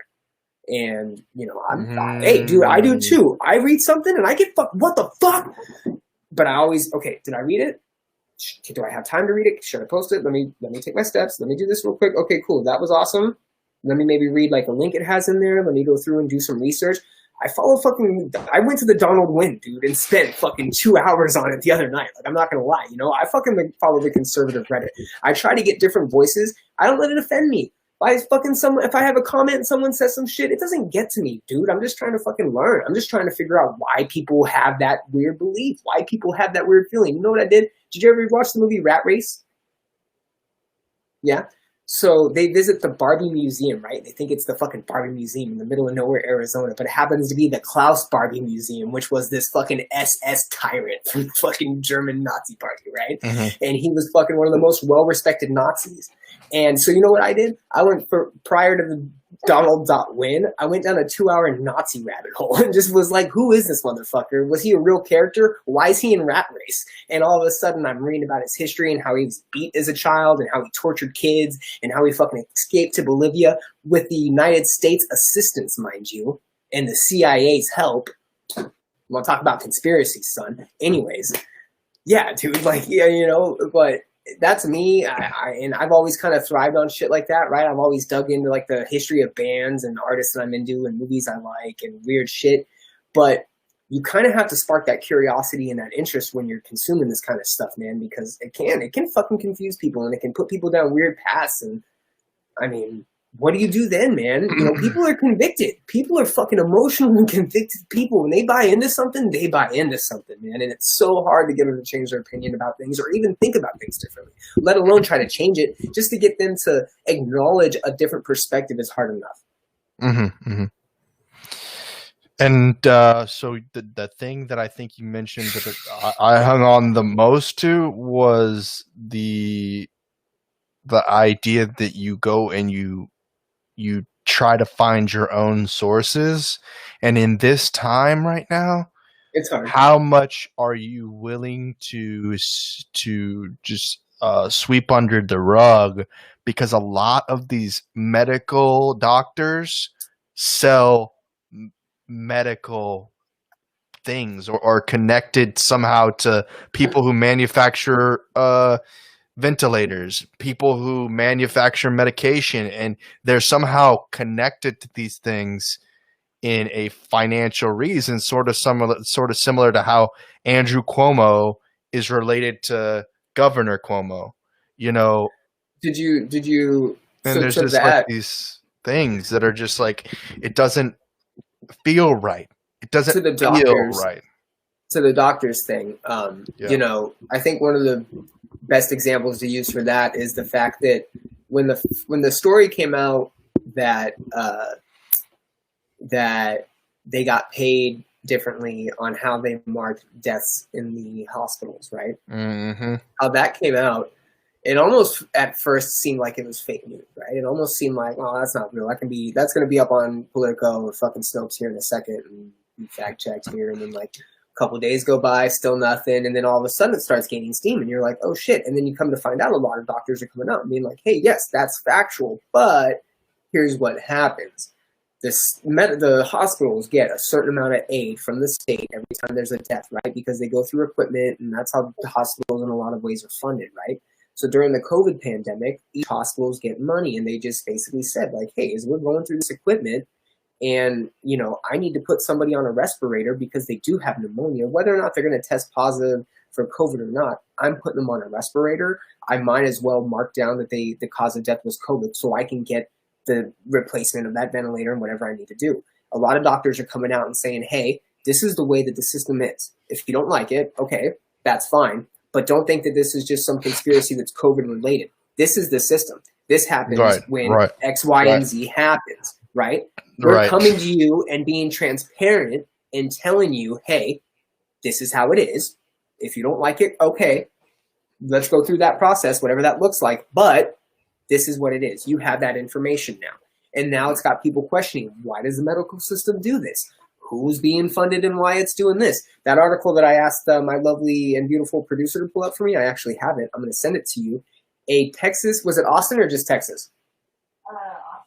An Austin congressman who also owns a car dealership. I don't know who it is. I haven't read it yet. Got a $45 million loan from the government for his car dealership. He's a congressman. You think that other car dealership owners got that? Probably not. Yeah, crazy, right? Awesome statement, though. No, not that surprising to me. Yeah, it's not that surprising. No, but do you think that that's common knowledge to people? Do you think if everybody knew that congressmen were getting that type of bailout for shit, do you think it would be normal? Do you think people would allow that? No. And a lot of doctors, that's why they're coming out. A lot of doctors are coming out and saying, hey, we do need to be more transparent with how things operate, because I think people would have they would care more about the health system if they actually knew what it was. And that's why people were also very outspoken about Trump's thing when he decided to allow the medical industry to, where he forced them basically to list their prices and what they paid for drugs and how much they marked the pricing up. So you can go to other competitors. And that was one of the wins that Trump got from a lot of people, because he was saying, hey, I'm not going to allow the pharmaceutical companies to take advantage of the customers anymore. They're going to tell you exactly what they're charging you for the medication and what the cost of other companies' charges are and where those charges come from. So basically why they're uptaking the cost so much, because they're getting the pills at a cheap price, but they're fucking marking them up like crazy, right? Or a pharmaceutical company will come in and fucking buy a product that's super cheap and then boost it up. That one rich kid that did it, and everybody hated him, right? So there's more transparency. Yeah, there's more transparency going in through the health system now, and it's getting people interested. It's getting people involved. They're realizing that it's fucking corrupt and there's crazy shit that's going on. But all it's taken is a couple doctors to just be transparent, just be honest and say, hey, this is why that is.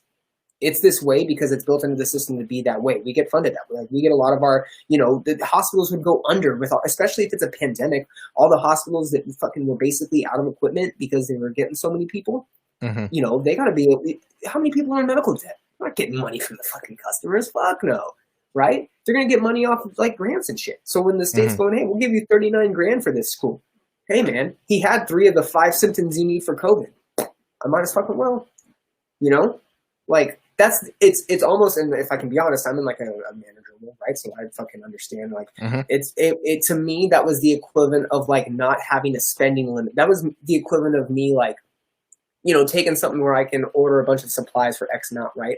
And I have like a damaged product in my store where I can either replace the fucking foot of the chair that'll cost X amount, or I can say that the entire table's damaged and they'll just send us a whole bunch of new group of chairs, and then we'll have a couple extra chairs in the fucking office.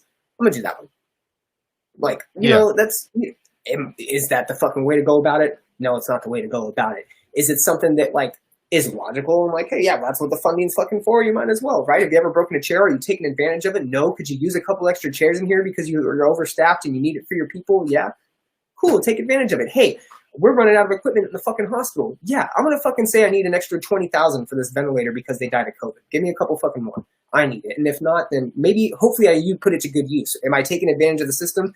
There's certain ways, hopefully doctors are doing that. The ones that are transparent are the ones that went out there and said, hey, this is the equivalent of us, marking off another expense that we would have used for something. We're not doing anything nefarious, but when they report it and the media runs with it, when the report it and the media runs with it as being nefarious, then it feeds all these other narratives. And yes, then you have the doctors that take advantage of it and fucking do it all the time and don't are transparent about it. Don't want people to know. Well, not even all the time. There's two scenarios that I think the news is painting is that people get put on ventilators that don't need to be put on ventilators, and then the fraud, the outright fraud of nobody being put on a ventilator. So I heard the people being put on ventilators thing, and I have to just bring this up because it's relevant.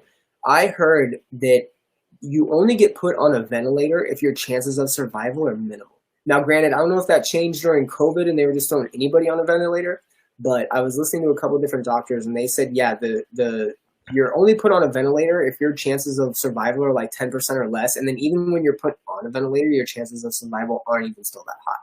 So I don't know if they were just doing the ventilators for severe cases of COVID where you did have pneumonia and you needed assistance, or if they were putting everybody on it. But apparently you only get put on ventilators when you're really, really bad.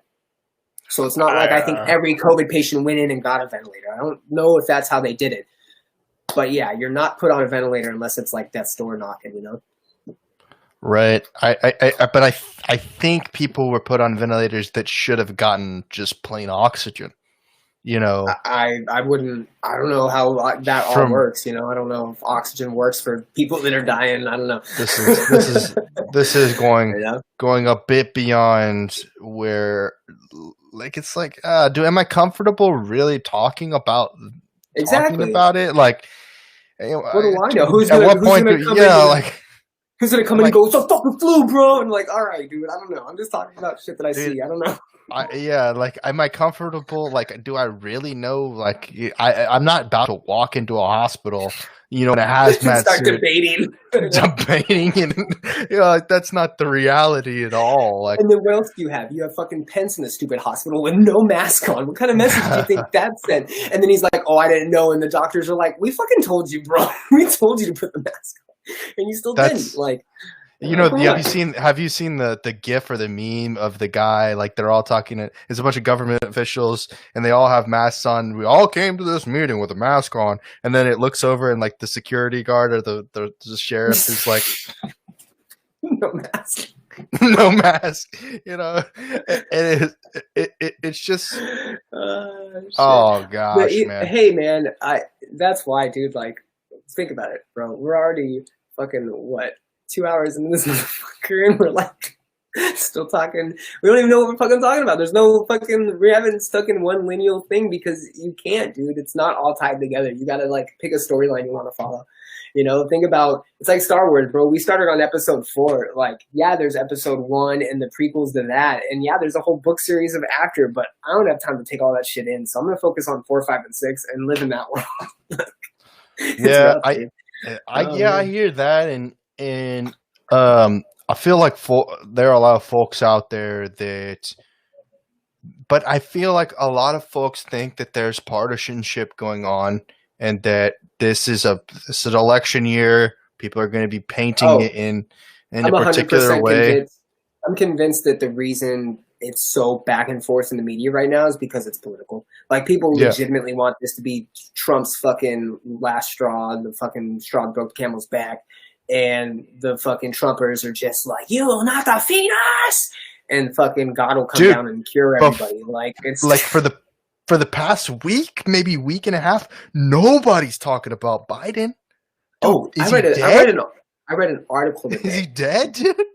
Are you ready for this? I almost shared it, but I didn't have anything witty to fucking say about it. But I'm gonna pull it back up and I'll read you what the headline of the article was, and then, like, I don't know, I guess how it kind of went about.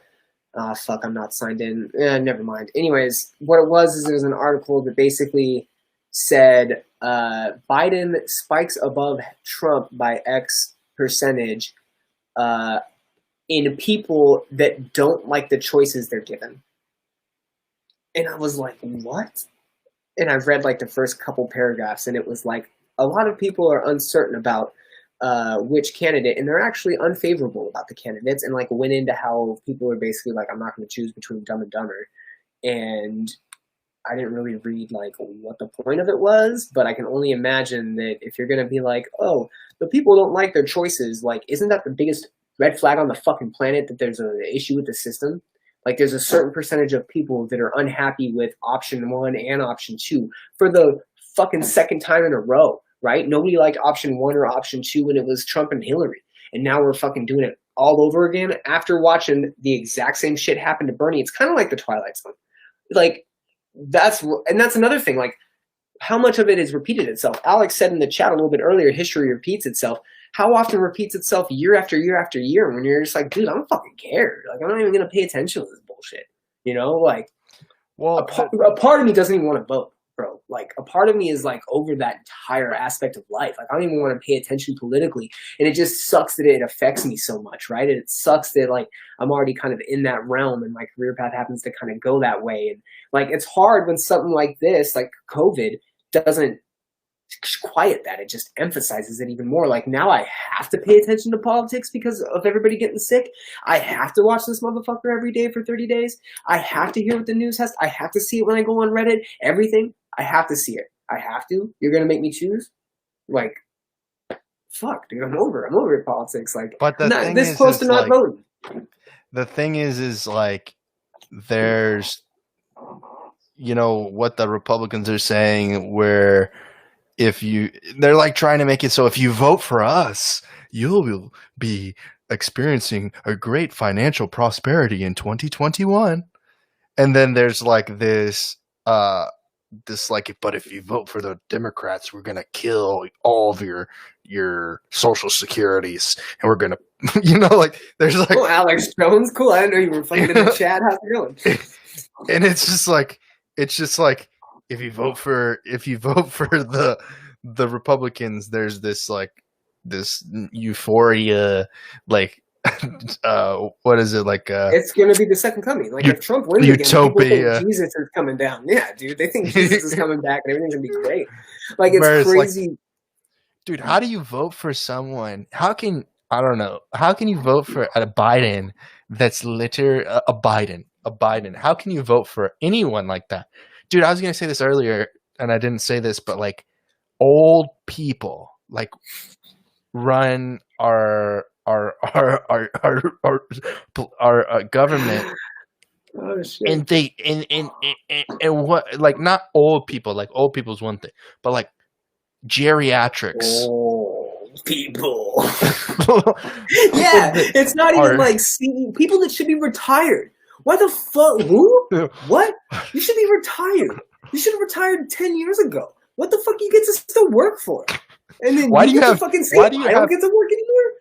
Nancy Pelosi, two $50,000 fridges, and then just no she has two $50,000 freezers full of like ice cream. She's doing this expose for the news about the CARES Act, and she's like pulling out these $20 ice creams and opening up her ice cream drawer, and people are starving out but this is before the IRS sent out all those checks.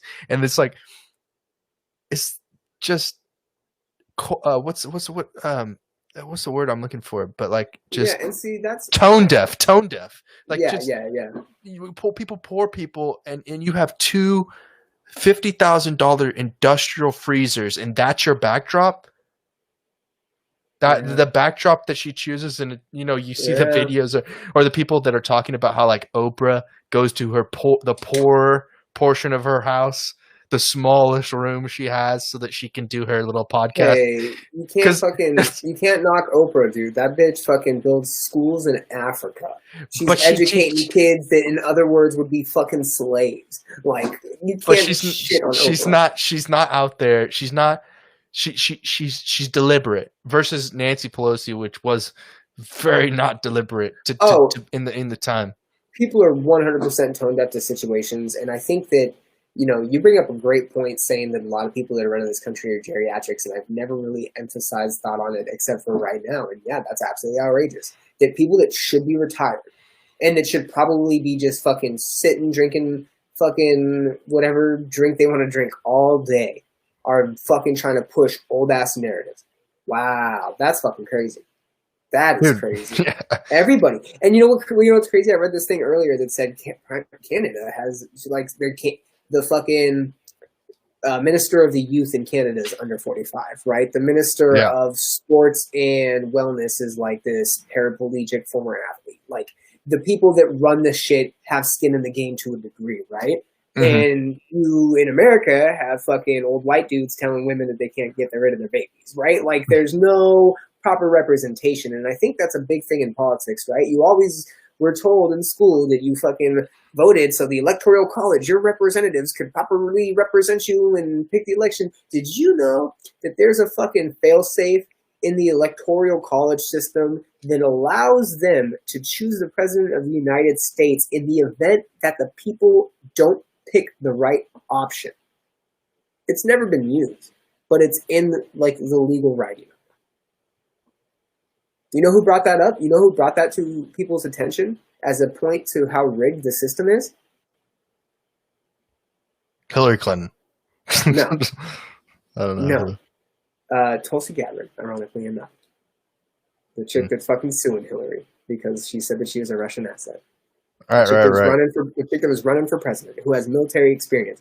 And one of her stances was she does not want to fund the military-industrial complex because us, Israel, Iran, all these people are spending millions and millions and millions of dollars to fight each other, and it's not necessary. Do you think she'll ever get a fair fucking shake? Her being transparent with the way the political system is, her being very upfront with how the military-industrial complex is, you ever think she'll get a fucking fair shake? Fuck no. Hell no. Because you fucking old geriatrics are running the shit. Fuck, son.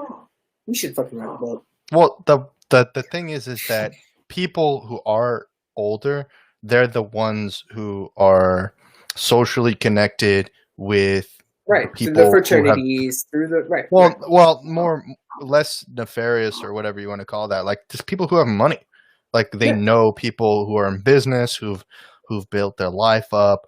It's just really strange when you have like younger demographic of technocrats putting money in their pockets.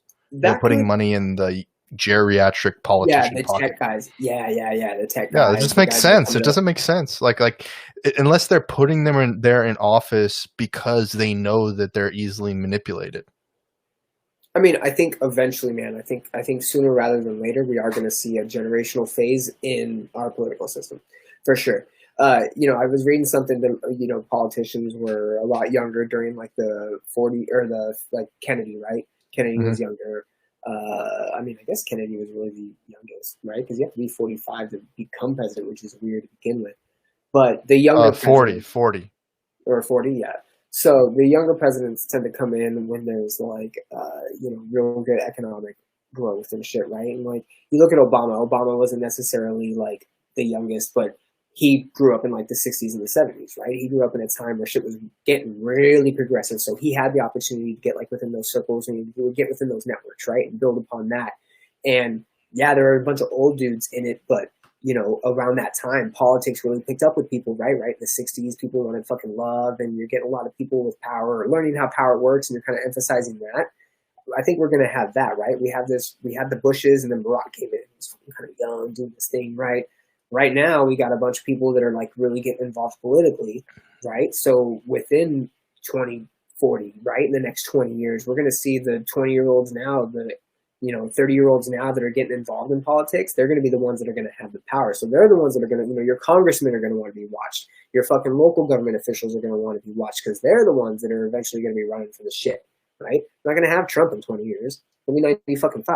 We're going to have fucking, hopefully not a Trump lineage person, but we're going to have whoever is, on the up and up now. And they're the ones that got to be watched. Tulsi's a good one, so is Buttigieg. A lot of these guys that were coming in that were the young candidates that were vibrant and had a lot of these like progressive ideas, like it got muffled by the fucking machine, man. The minute the DNC was like, yo, you're not sellable. Sorry. We got to get behind someone that they're going to buy into. Why the fuck it's Biden? What? I don't even want to get started on that, but that's what it is. It's a machine. It's a machine that you just got to fucking fall under your little pile, and it's, you're going to eventually get upgrades, but the upgrades coming from the same factory that's been building it for 50 years, or you're going to have fucking the Tesla factory build it now. It's going to be some new innovative shit. What sucks about this is you're making politics right now really, really unsavory and you're making people, it's unattractive, and it's going to make it's going to make it to where the only people that are in politics are the political families, right? That grow up with the influence and that grow up with that already ingrained in their DNA. So they grow up wanting to fucking manipulate and be gross, right? You're making it unattractive to where you don't want the average person to even be involved because it's gross. It's fake. You're not giving us real shit. When was the last time you heard any candidate compromise about anything? What? When was the last time it was like, yeah, you know who's blowing me away right now? Fucking Mitt Romney. Mitt Romney is almost jumping shit. I'm almost positive he's going Democrat. Or he's going to run against Trump or some crazy shit. You know he's fucking just blasting him, right? He's blasting the whole fucking White House. Mitt Romney's on a rampage right now. And I'm like, what? The fuck is this coming from, Mitt Romney? It's fucking crazy, dude. It's nonsense. All of it. Yeah, I think politics. I was high when we got into this. I think I'm still high, dude. You're blowing my mind because this is, I think politics is a thing where we won't see when does is it 10 years until we see every politician is active on social media? Because I kind of see certain politicians, but it's like the dumbest shit they say. Like it's so not based in any constituency other than certain wealthy individuals. You want to talk to Trent about going back to work? Okay. Oh, she's going back to work? Yeah, we were going to talk about it tomorrow, but yeah. She's going back on the 18th. Oh, yeah, because the 18th is back when technically everything opens back up. Dude, that blows. What does that look like for her? She's going back to just like her normal schedule. Her normal schedule was only a couple days anyways, 3 days a week, right? So she works like 12. Gotcha.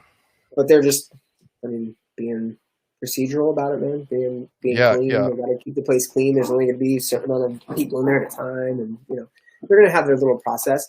We do. We have a little system. You gotta have your mask on, and so a couple people in the store at a time. Since you're like at the consumer level, you're also business, and I don't know how much commercial business you do, but actually, do you do any like government agency work or commercial sales? Not anything major. No, nothing over like nothing like that. That goes through a different department. Oh, we do, but once it leaves us, we don't really have hands on to it. We pass it off to whoever department it is. So with technology, what do you see? Like, do you think that people will use the money that gets from the stimulus to like develop new jobs or careers in like virtual reality or augmented reality, or like are people going to want to escape from this? Like, get away from this? It's going to be, they're going to see a lot. We're going to see innovation, obviously, right? Like how many apps have come out where you can like order food and do cool shit now, right? And Zoom. And there's going to be technological innovation for sure. There's a couple Texas State students. I don't know if it was Texas State, but someone from UT developed an app that got featured on Reddit. Oh, University of Texas. Yeah, and then someone from Texas A&M. Well, also someone from Texas A&M developed an app that allowed you to find like toilet paper and cleaning supplies, right, in like your local areas. And so we're going to see innovation like that. People are already doing it. They're pretty quick on it. I think we are going to get, the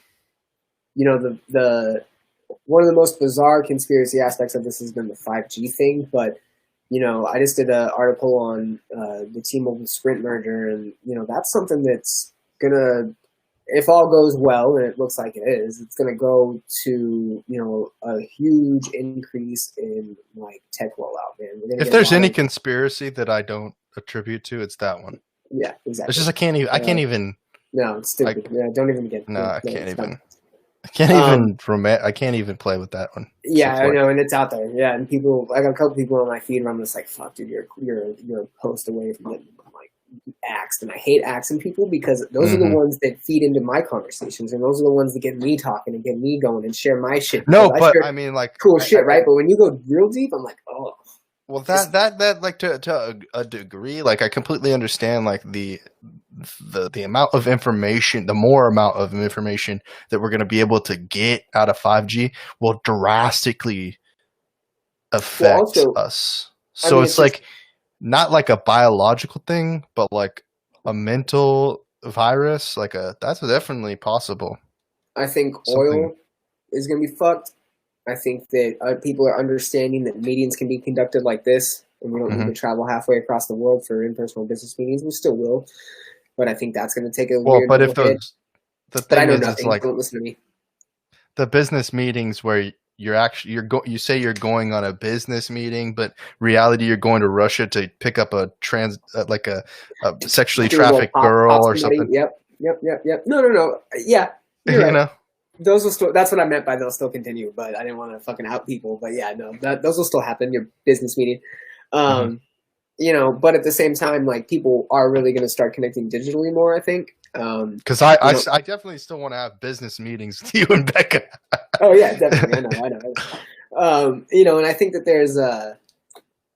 there's a new weird like creative avenue that's probably going to come out of this, a live streaming avenue. Dude, how long did it take me to fucking do an actual live stream video, right? All it did was me not being able to get anybody over at my house to fucking turn on YouTube. And, so I think that people are going to adapt and change. A lot of people are still getting phones. I mean, a lot of people are still coming in for their tech and still coming in for their services. A lot of people are needing to get like tablets and home internet. And, Are you gaining any weight? No, dude, I've actually been fucking working my ass off. I've been working out like almost every day. I've been, not almost every day, but I stuck to my 4 or 5 days a week hard. I'm doing jujitsu when I can. It's not a lot, right? But we'll do a top secret open mat or some shit once or twice a week.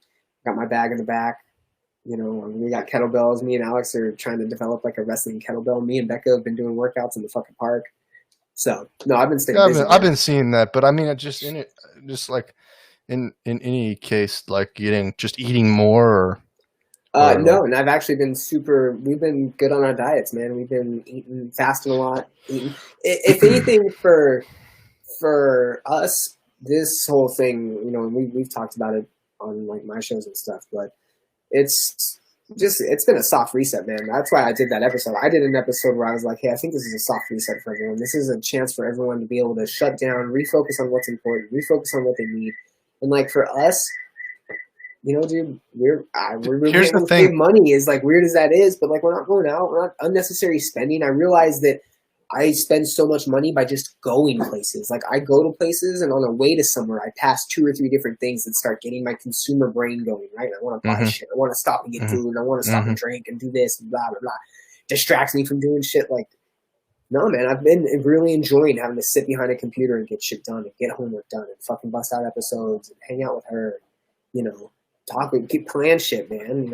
I've been able to fucking save. I've been able to pay off some debt. I've been able to actually be more productive during this in a weird way than I was with all the unnecessary distractions getting thrown out. Do I miss it? Yeah, man. Do I want to have a fucking fight night? Do I want to have people over? Do I want to fucking kick it and do an interview here? Fuck yes. But it's also giving me a chance to fucking, hey, working out and finding out a bunch of different shit to work on. I'm not lifting. I'm like stretching a bunch. We got massagers. We're just fucking, You're doing it different than I'm doing it for sure. Because like before this whole thing was like, dude, I was really like powerlifting. You were hustling. You were fucking, you mean working out? Dude, working out, powerlifting. Like I was getting to where I wanted to be powerlifting. Like really, I was in a powerlifting gym and I was getting my body accustomed to it. Were you going to House of Gains? Yeah. And the trouble with it is like I don't give a shit about nutrition. Like I don't care about that. I want to eat. I want to eat whatever the fuck I want to eat. No. I mean, I don't even care. Like I don't care. I don't think it matters at all. As long as you're pushing out calories. Oh, it definitely like not from my metabolism.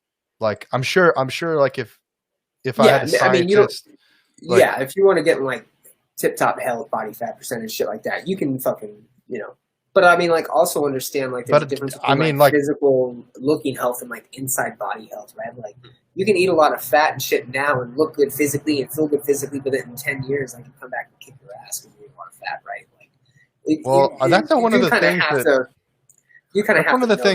That's one of the things that I don't know to be the case, because like I hear mixed messages from nutritionists in the sense that like if your diet was as a child to an adult to an elderly person was consistent of a certain type of way, but then you radically change that, it can have negative impacts even as an adult, because your body is not equipped to process things in that that way. So like for me, I grew up with the Hot Pockets, the Sugar Smacks, have you garbage gone into food. like, have you looked into like nutrition? Because now the big thing, right? So what a lot of theories are now, because there's keto, there's carnivore, there's low carb, there's all these other different fad diets, right? Mediterranean diet. What a lot of people are believing now is that it's genetic. Like certain people have a tendency to react differently to different things, and that goes with diets. You know, people that were fucking in Ireland, they are probably real prone to starches and shit, right? They only ate potatoes for hundreds of fucking years, you know? So there are different diets that different people are accustomed to, and that's why there's allergens and reactions, and, you know, there's intolerances and shit, right? And so there's a genetic bind to nutrition and diet, right? And they say that a lot of genetic tests now are being developed to where you can figure out which foods work best in your body. So you can actually find that out, man. You can actually find out what bodies or what foods complement you the best. You know, do you metabolize fats differently? Do you metabolize proteins differently? Like what proteins are good for you in comparison to what proteins are going to trigger some sort of like, you know, thyroid issue or some weird crazy shit if that happens, you know? And so if you can start figuring that stuff out, the nutrition stuff is important. Yeah, for me, like I've had a scrape test where they put like the dots on your arms and then they scrape you with whatever the thing allergy is, and I basically I'm allergic to so much, you know, citrics and greens and dairy and stuff like that like it doesn't matter. My life would be depreciated if I had stopped eating these things, or you know, and it wouldn't be a quality of life to be. No, it wouldn't be. Like it's like, do I want to give up Oreos or do I want to work 10 times harder? Or do I want to give up, that's a little bit ridiculous, but do I want to give up steak for, you know, artificial steak or something? You know, like you're getting me hungry and I haven't eaten dinner yet. And I'm like, oh shit, now you're getting me fucking mind wander. Yeah. I mean, that's a long topic, man. I feel like nutrition, I feel like we should probably cross that bridge sometime. Sure. You know, Elon recently said on Rogan that he enjoys food too much and he would rather eat whatever he wants and then work out occasionally, than work out, right? And I think, I mean, it's just, you got to find your balance. I believe in moderation. Dude, I love sweets. I understand it. But you know what I also fucking love? Like, looking good. And so, you know, I just got to, like, weigh out, do I want to fucking but looking good for you, extra bigger belly than fucking, okay, what are you going to say? I was going to say looking good is a big part of your job. It is the first impression for people to buy a product. Well, right, but I mean, so I don't think the 10 pounds in my belly. Important. Yeah, I get that, but I don't think like the 10 pounds in my belly or the fucking extra underarm jiggle that I can see like in the mirror and shit are going to influence people to buy any differently, especially if I'm wearing a fucking black shirt and they're big anyways. They're kind of wavy, you know. I wear a tank top underneath that kind of tightens me up a little bit. Like, I'll be honest, people aren't that influenced by my looks to that degree. Some people are. Like, I could be, you know, I could look a completely different way and it could trigger a certain person. I get what you're saying. But for me in particular, it's not that kind of looking good. For me, it's like the in the mirror shit, right? Do I feel bloated? Do I feel fucking, is my face getting kind of weird looking and puffy? And like, I can tell if I've eaten too much, right? Am I getting doughy? Have I not worked out in a week? I can tell those kinds of things. And I've gotten to the point where like, I'm just tired of looking in the mirror and talking about the same shit all the time, right? Like me and Becca were talking about like, fuck the quarantine bod's like a real thing, man. We've been kind of focused on it and we've been feeling good about it and like kind of looking good. And you know, what we've cut out is like a lot of like sweets and snacking and shit. And dude, I love it. You know, we were talking about getting ice cream. She sent me a message while we were talking, like, are we getting bazookies or what? Like, you know, because we want to go and be fat. We want to eat. We want to enjoy it. But yeah, I'm the kind of person, and this is something that I've maybe developed in my 30s, man, and it might be something that you'll develop later. Maybe you are developing it. Maybe you already have it, but you don't really, like, focus on it. You know, and I learned this a lot with you when we were doing Austin Live and Local and doing a bunch of different things. And, you know, I realized, man, I got to make decisions quick. You know, I got to be able to look at something and go pros, cons, yes, no, like figure shit out and go. And I know that I can't do that with everything. It's never going to always be that easy. But the things that I can do that with, and the things I don't have to worry about, I do that with. You know, and when it comes to like, you know, dieting, purchases, work, you know, yeah, dude, it takes a lot for me to fucking work out, right? I've had to get in the mentality lately of just like, if I tell myself I'm working out, we can close this out. We can definitely close this out because the last thing that I mentioned was the focus thing, and you know, was this like, how do you maintain focus? How are you not standing in front of a refrigerator for 30 minutes trying to contemplate what the next thing you're going to do is? Like, do you, I do. you know, I find myself looking at an empty fridge a lot of the time because, like, even though I have access to all the groceries and everything, we don't order right. We don't do the right thing. It's like, and not, the pandemic's a whole nother thing because before it was the same. Like, it was just like, I'm looking at an empty fridge, and I know we can put things in this, but that's good shit that you're able to, like, this was before the pandemic. The fact that you recognize that is, like, I think what a lot of people are disconnected from. I don't think a lot of people have a perception of how life was before this and how life is now and during, and where, like, the differences and stuff are. And I think maybe, like, I think you should probably look at it that way, right? Like, look at it. Like, that's a habit. Like, let's be real. If you're recognizing that as something that you did before the pandemic, it's still happy. That's a habit. Is it a habit you enjoy?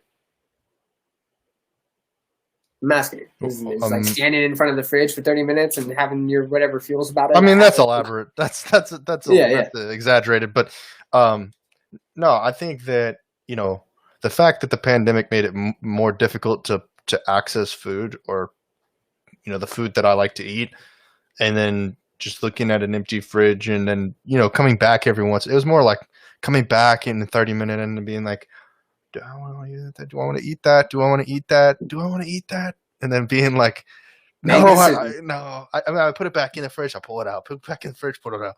And then it never actually gets. It either gets eaten, and it's like, oh, I feel guilty. I ate it, or it'll feel, or it'll be like, I should have ate that. Now I'm starving. Yeah. Now my body is shutting down. Like, I didn't eat all day because I couldn't make the decision, you know. And maybe I don't know if that's occurring to you with you right now. Did you make any decisions like that? But you also drink alcohol. I don't have that in my diet. I did. We've drank probably more during the pandemic than we were doing before. I mean, not that we were drinking like every night. We're definitely not drinking every night now. But we were making like tequila. We were making margaritas. We were making mules. We were fucking drinking beers. Like, you know. Yeah. It was a party. I mean, not a party, but there were nights where we were, you know, maybe getting drunk and, like, you know, watching movies or whatever, and then, you know, like, we were getting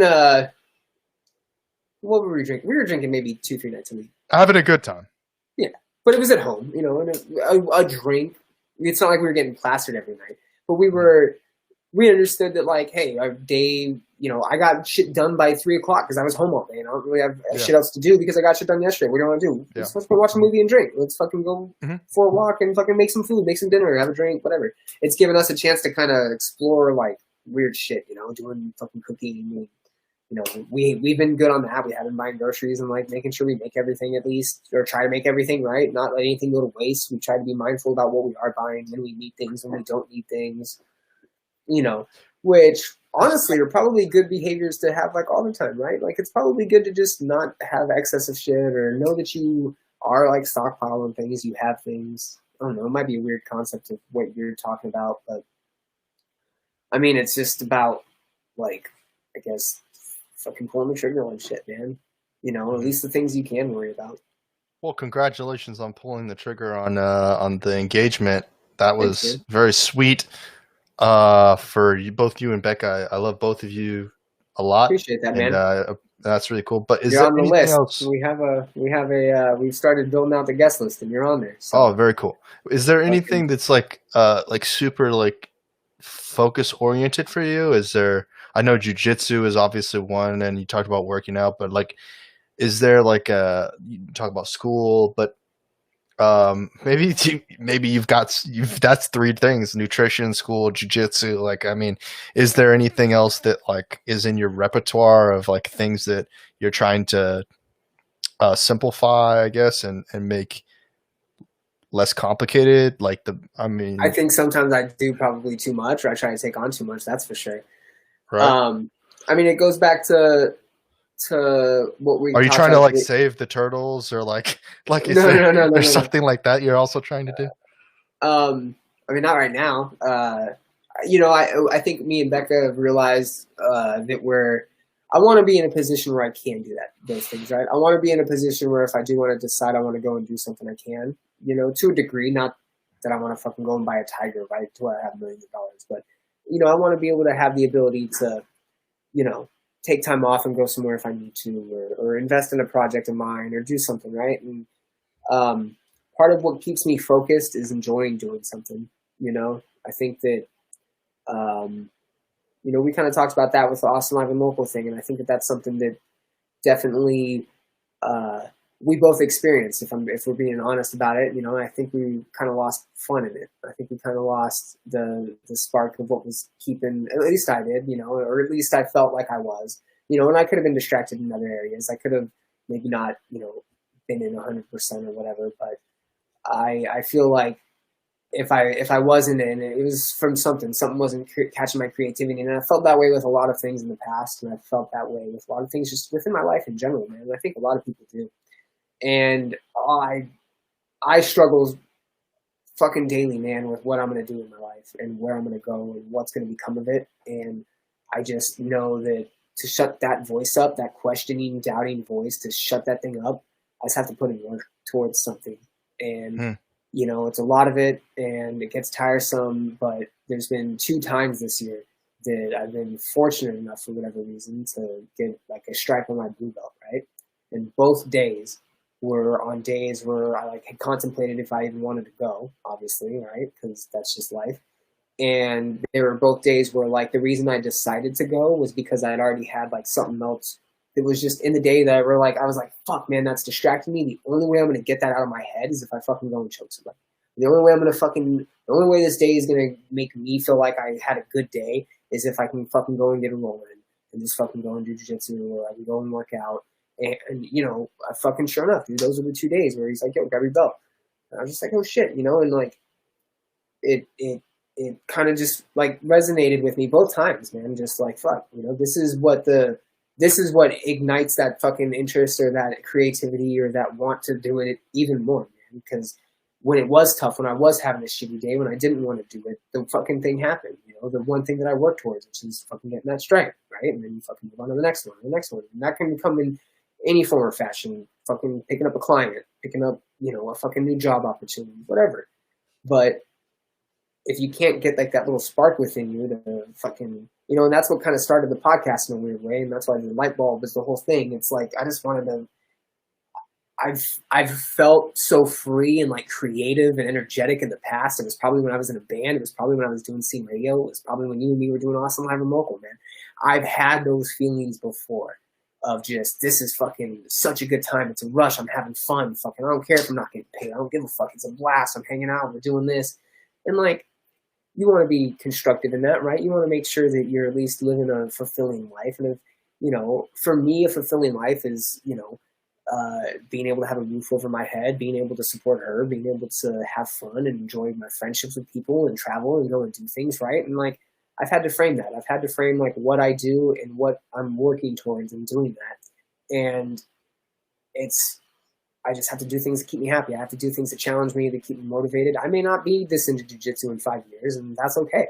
You know, if I decide to not want to podcast in a year, like, okay, cool. But I'm not going to not podcast because I'm lazy. I'm not going to not podcast because I don't want to do it. I'm going to not podcast because I don't feel it anymore. You know, I'm not going to, that's why the T-Mobile thing, man, like, I love that company. I just got done writing an article about them, and it, like, I felt defensive on them, right? Like, because a lot of people are giving them a rap for the whole fucking Sprint merger and that being like a focus, and like, it's a gigantic business. And for the most part, man, I've been at the fucking low level of the company, and I've been where I'm at now, and they take care of their people. And, you know, there's never been a chance, or there's never been a time in my head where I've wanted to walk away from that. There's been times where I've been tired of it. There's been times where I've been bored of having to be in a specific role or tired of having to do a specific task, or maybe I'm just not trying hard enough while I am there. But there's never been a time where like I'm not feeling like, I can't do this anymore, and if I continue to do it, it's not going to get me where I want to be. If anything, it's allowed me to take some opportunities and some advantages of some things, and it's, but I not a life thing for me that I can see. If I do stay there for the next 10 years, it's going to be in the capacity where I'm growing with them and I'm continuing to further my career with them, right? It's not going to be I'm there in 10 years because it's stagnant, not moving forward, not progressing. I won't be there in that capacity in 10 years. I'll be there in a completely different capacity because I'm going to continue to grow there. And when I feel like I'm not, or don't have that fire anymore, I don't have that drive, then I need to find something that does, because right now that drive gets me paid. Right now that drive and that passion makes me money. It puts me in a light where I get to, teach people and share experiences with people and speak and get better at doing this and get better at interacting with people. It allows me to go to school. It allows me to take time off and travel and visit. And when it stops doing those things and I stop having fun doing it, and it stops paying that off, then I need to go and find something else. And, as of late, since I have hit 30 and, going back to that, having to pull that trigger and find that decision, that's how my life is fueled. My life is fueled by what is going to allow me to live into the capacity that I want to. And, there are times where I'm like, man, I don't want to keep living in debt, well, then I got to adjust my lifestyle in order to not live in debt anymore. And I got to start being responsible and paying off bills and fucking working harder and trying to earn extra income and trying to do this. There's a point in time where I don't want to be fucking fat. I don't want to have a body per fat percentage of 20% or whatever the fuck it may be, and those are the kind of decisions that once you make them, you either follow through on them or you don't. But if you don't, you can't expect change. You can't expect things to be any different, right?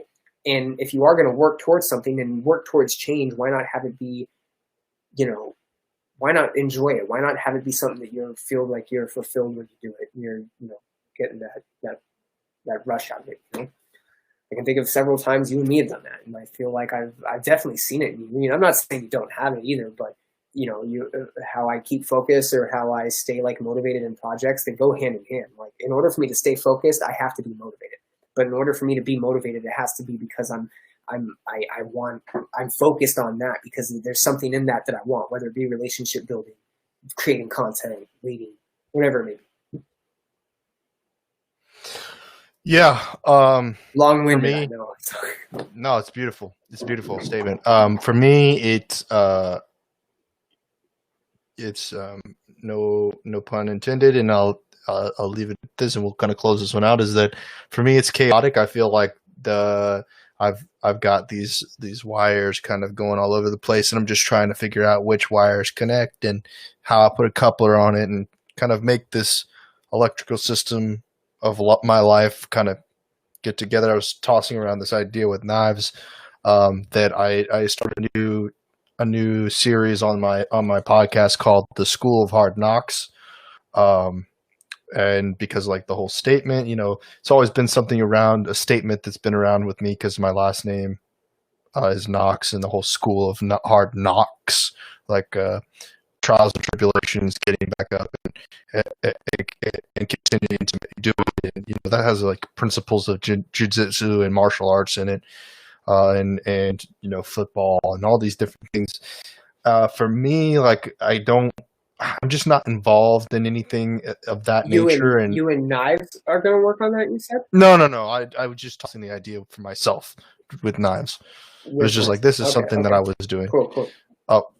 I was having a conversation. I like that idea a lot. Him, but I like that, and I was actually thinking earlier while you were talking that you should probably. I was thinking like you were explaining your process and things, and I was like, man, if Trent could have like a tagline for his show or something that would basically be like, hey, what I'm just trying to show you is like my perspective on things.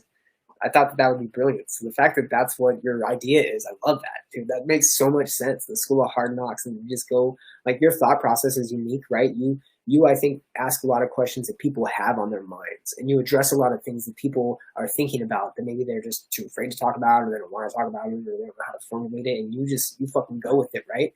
But that all comes from like your experiences in life and what you've gone through. So brilliant idea. Brilliant. Yeah.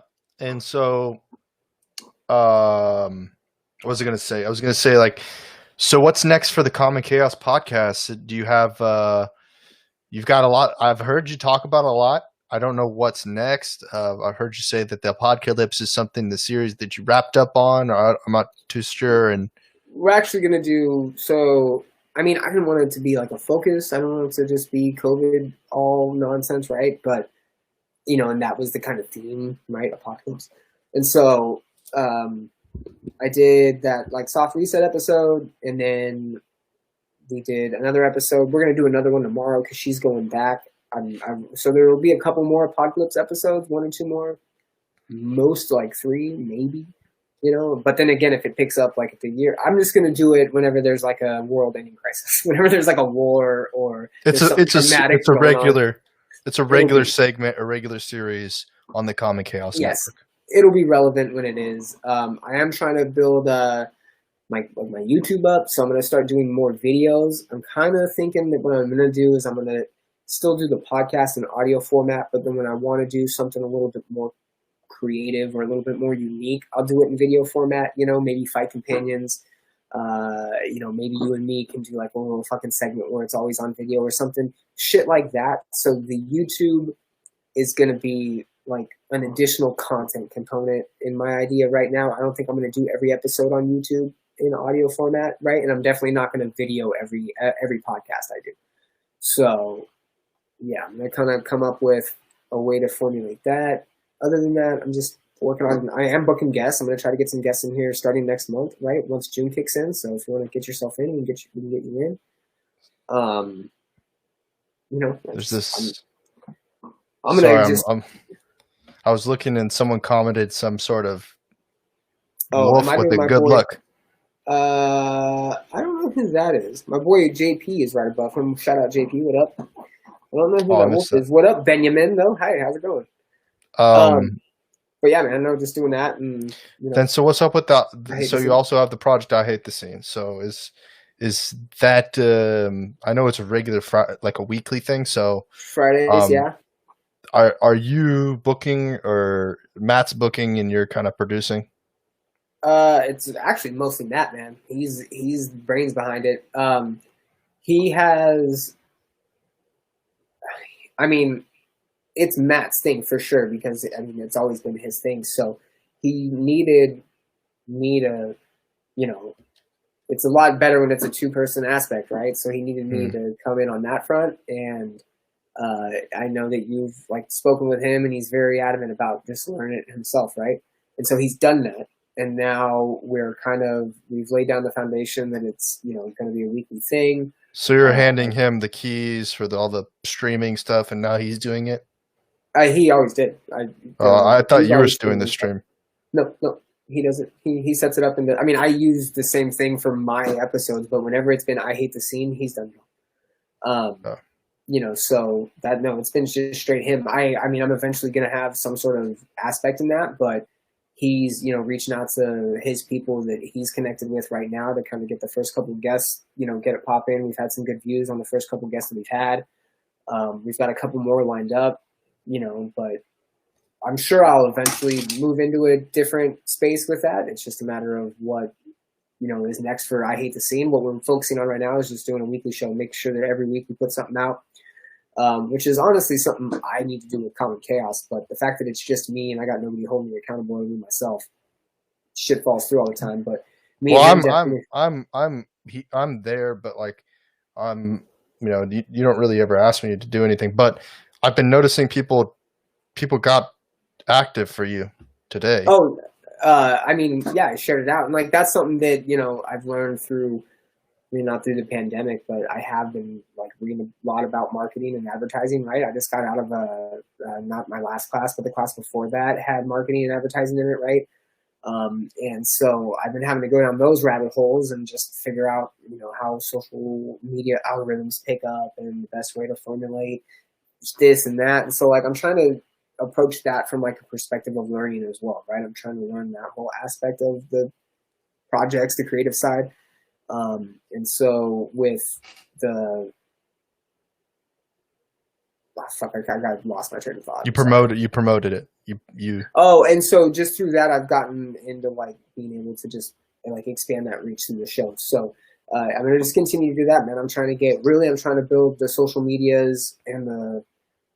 I'm good on the approach to my interviews and the approach to how I'm getting that done now, right? Like I'm comfortable with that.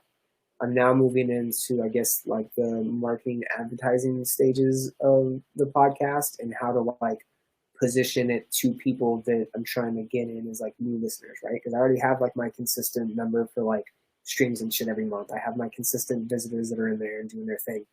Now I need to like promote and start getting out there and doing that thing. So I'm trying to do that. That's what I Hate the Scene is helping me do, right? It is helping me kind of get that aspect. Like that has to do with like music, fashion, and entertainment. So it's very straightforward. We're like Common Chaos. I'm kind of all over the place, right? Topic here, topic there. And so it's nice having like that structure. And, you know, I Hate the Scene. It is very straightforward, very simple. Artists, like topic matter. It's very, you know, we don't go on rants. We don't talk about political nonsense. So it's just got me kind of like really honing in on my creative aspect of my voice. Yeah. And I'm now realizing that like I Hate the Scene and Common Chaos are just different avenues of like me and my voice and what I'm doing. And so I'm focusing on like amplifying that through whatever social media shit. That's what's next for both. Like I don't really have any concrete plans other than kind of building on what I've already got going, which is reaching more people, getting more people to like just engage in my messaging when I'm sending them. If I'm doing a mass message to people, I need to have at least 2 or 3 responses, right? And I do, right? If I put a question up on Instagram, I get a couple of responses, but I want that to be like a regular, I'm trying to get into that rhythm of like, the daily tweet thing has been, I just feel like we'll be on fire. I feel like there'll be times with like the daily tweet, like you, me, Matt, fucking JJ, Knives, everybody's tweeting, everybody's tagging, everybody's liking shit and fucking that, and then it'll be stale for like a week. And then we'll jump onto like a topic and people will retweet and share and comment and it'll be dope. And then it's stale for like 2 weeks. And I'm just like, fuck, there's no consistency in Twitter. I get on there every day and I do a daily tweet, but there's no like, either fucking people hop on and love it or I fucking comment on something and then other people start doing shit. And then like, and I feel like it's the same thing with everything. I feel like you have shit that pops off on Twitter. Knives will have some shit on Twitter that's on fire and then like fucking nothing, dude. And like nobody's getting back or it's just, so that's just frustrating. Yeah, I'd like to talk to you about the Twitter thing when we close this out. Yeah. So, is there anything else? Like, are you selling shirts, or like, are you making? Is there another project you're working on, or have you even thought about a different project? No, not really. I mean, I'm trying to like just play more music, but that's even been like lazy effort. But that'll be my next one. It'll be me and Tyler. What about stand up? Stand up? I mean, nobody's doing anything. Nobody's doing any open mics or anything. Right. But is it something? I'm writing jokes. I'm using them on I Hate the Scene. So actually, I Hate the Scene. I had some pretty dope Post Malone jokes that I rattled off on I Hate the Scene. Yeah, no, that's been my outlet for jokes as of late. So yeah, I will. Dope. Oh yeah, when they start getting back on, I'll jump on. You got to come with me though too. So yeah, dude, I've thought about it. I think that, you know, I used to do, I thought when I did it before, I think I just jumped on and try to be funny. I don't think it, I think it just take the opportunity to talk on the mic is a better idea instead of like trying to be as funny, because I think that sometimes I'm just talking and people think I'm funny. So like, definitely not like that. I mean, that was funny, but it's just because maybe I'm funny. Maybe I'm funny looking. I don't know. But anyway, so yeah, thank you very much. I said you're definitely not. I didn't say you were. I said you're definitely not. Yeah, not funny looking. I know. Not funny looking at all. But anyway, I like your edgy double bracelet too, by the way. Oh, dude, yeah, for sure. Oh, you got 4 of them. So okay, I just saw them too. Sure. So okay. So what was I gonna say? Appreciate you, love you for coming on the show. Thank you for having me. And for those of you who did watch, I mean, pretty interesting, this little Restream thing. If you want to check out Restream, go to restream.trentknox.com and get a little bit of a promo and start streaming like this with this new Restream studio. And then, of course, Bryan, you want to do your rattle off? Yeah, find me at commoncast.net for the podcast, commoncast.net. You can find me on most streaming platforms, Google, Stitcher, Spotify, Apple Podcasts. You can also find me on Instagram at TheCommonChaos, as well as Twitter at TheCommonChaos. My personal Instagram and Twitter are of Bryan of Death.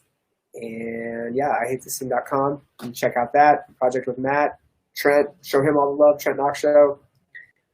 Trent will be on my show here shortly, I'm sure, sometime in the future. So. Yeah, for sure. Yeah. Yep, Trent Knox on all the things.